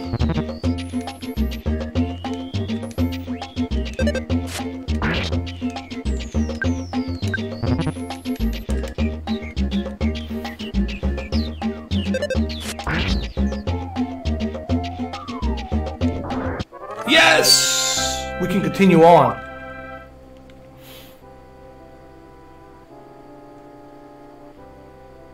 Well, you know, it's kind of hard to tell what's what these days. You know, you gotta remember, I don't know why, look, here's the thing, man. Hollywood has always been perverted. Like, I don't know what's...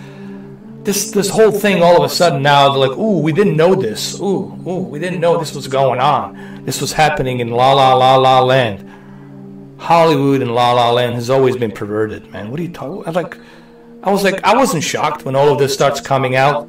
I wasn't shocked. None of this stuff shocked me. I was like, well, everybody knew. Anybody who lives there, who lives in LA, who lives near Hollywood, who works in Hollywood know what's going on behind closed doors, what's happening. It's like, why everyone was so shocked that this has happened in Hollywood. Ooh. Nothing shocks me, man. Everybody knew about it.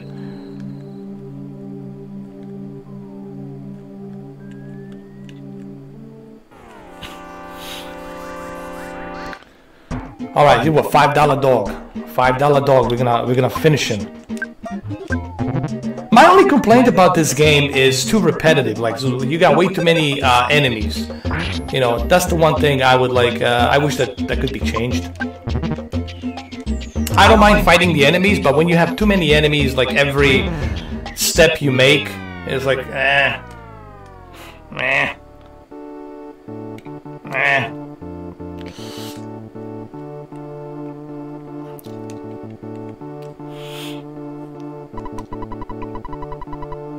Well, I don't know about that. There's a lot of evidence. There's a lot of recording of him acting inappropriate, and, you know, listen, man, you can't touch someone, you know. It doesn't matter. You know, you just can't touch it without their approval, without their consent. You just can't, you know. And you can't be doing what he was doing and stuff that he was doing. You just can't do that, man. You know.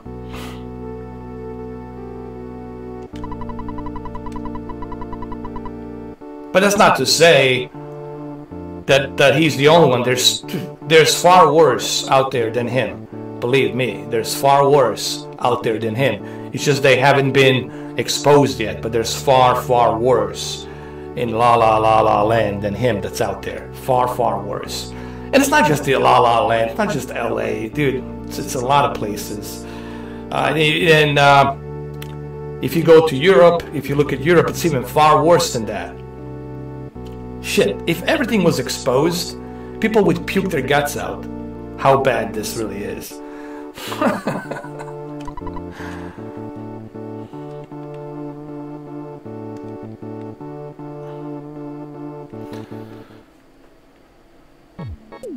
Alright, so I'm gonna go ahead, man. I gotta eat something, man. I'm starving like a wolf. Hungry like a wolf. It's like what's his name says. Hungry like a wolf. Duran Duran, man. I love Duran Duran. I used to listen to a lot of Duran Duran back in the day. First of all, let me save the game. Let's do that. Hold on, let me save the game. Always remember to save the game.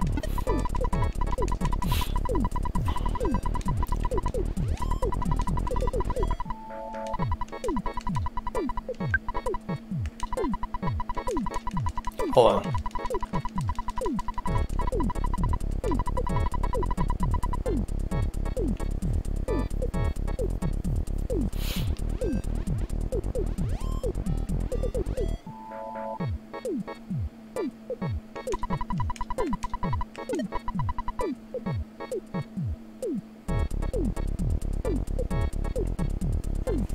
This guy. Like, everybody knows I'm in Florida. Like, what's your point, dude? Like, everybody knows it.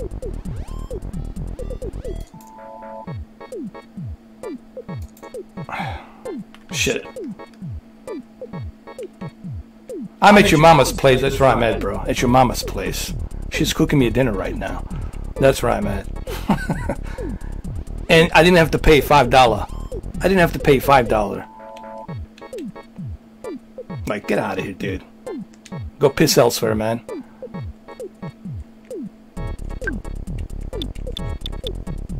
Like, haven't you learned your lesson? Apparently not. It's just a bunch of kids, man. Bunch of idiots. Butthurt idiots sitting in that little camp that I put them in. Well, how many? What, 20, 30 of them sitting in a little camp thinking about me, talking about me. When you're talking about me means I got you in your pocket, asshole. That's what that means. It means I own you and the rest of you clowns in my pockets, and I can squeeze you anytime I want. Blow you out of my mouth. And then maybe shit on you, and then piss on you, and then step on you, and then flush you down the toilet, and do it all over again. It means I got you, and you got nothing. All you got is this. That's it. That's all you got. Hiding behind the keyboard. Living in a little basement, little shack, little toilet shack, that even $5 would not be enough for you to clean it up.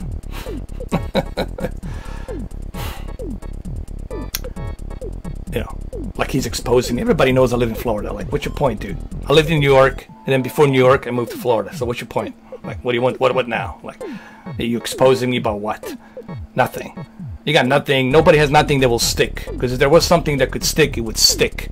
But nothing sticks because they got fucking nothing. Alright, so I gotta go eat. I gotta eat something. And it was a great little classic stream. I really wanted to do this. It shows you that all this trash that I bought, it's a good trash. Because if it wasn't a good trash, I would not have bought it. Here's a game like this. You can play. Take it with you anywhere on the road. Wherever you go, you can take it with you. You can play it. And tons of games. Total of 30 games. So these little consoles, these little classic consoles are worth it in my opinion. Because they bring a lot of value. You don't have to be tethered to the internet. You don't have to be tethered to any kind of connection. Any kind of subscription. You just take this with you and you're good to go. Put it in a little bag, take it with you, whether you're in a hotel room or it doesn't matter where you are. As long as you have a little TV or a monitor, plug it in, play it, good to go.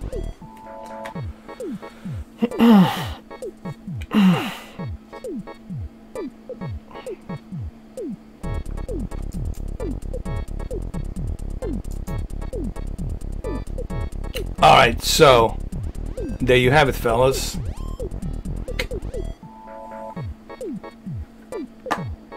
So I'll see you later. I was going to do this other live stream. I was going to do a live stream where I was driving this ghost bus. Seriously, there's this game called the City Car Driving. And there was this mod where you're sitting in the middle of the bus.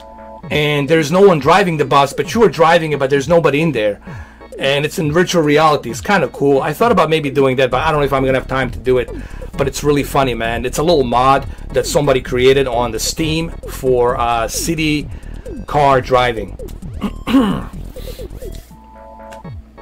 Alright, so I'm out of here. Thank you guys for stopping by. It was a pretty cool stream. And I'll catch you later, though. See ya. Take care.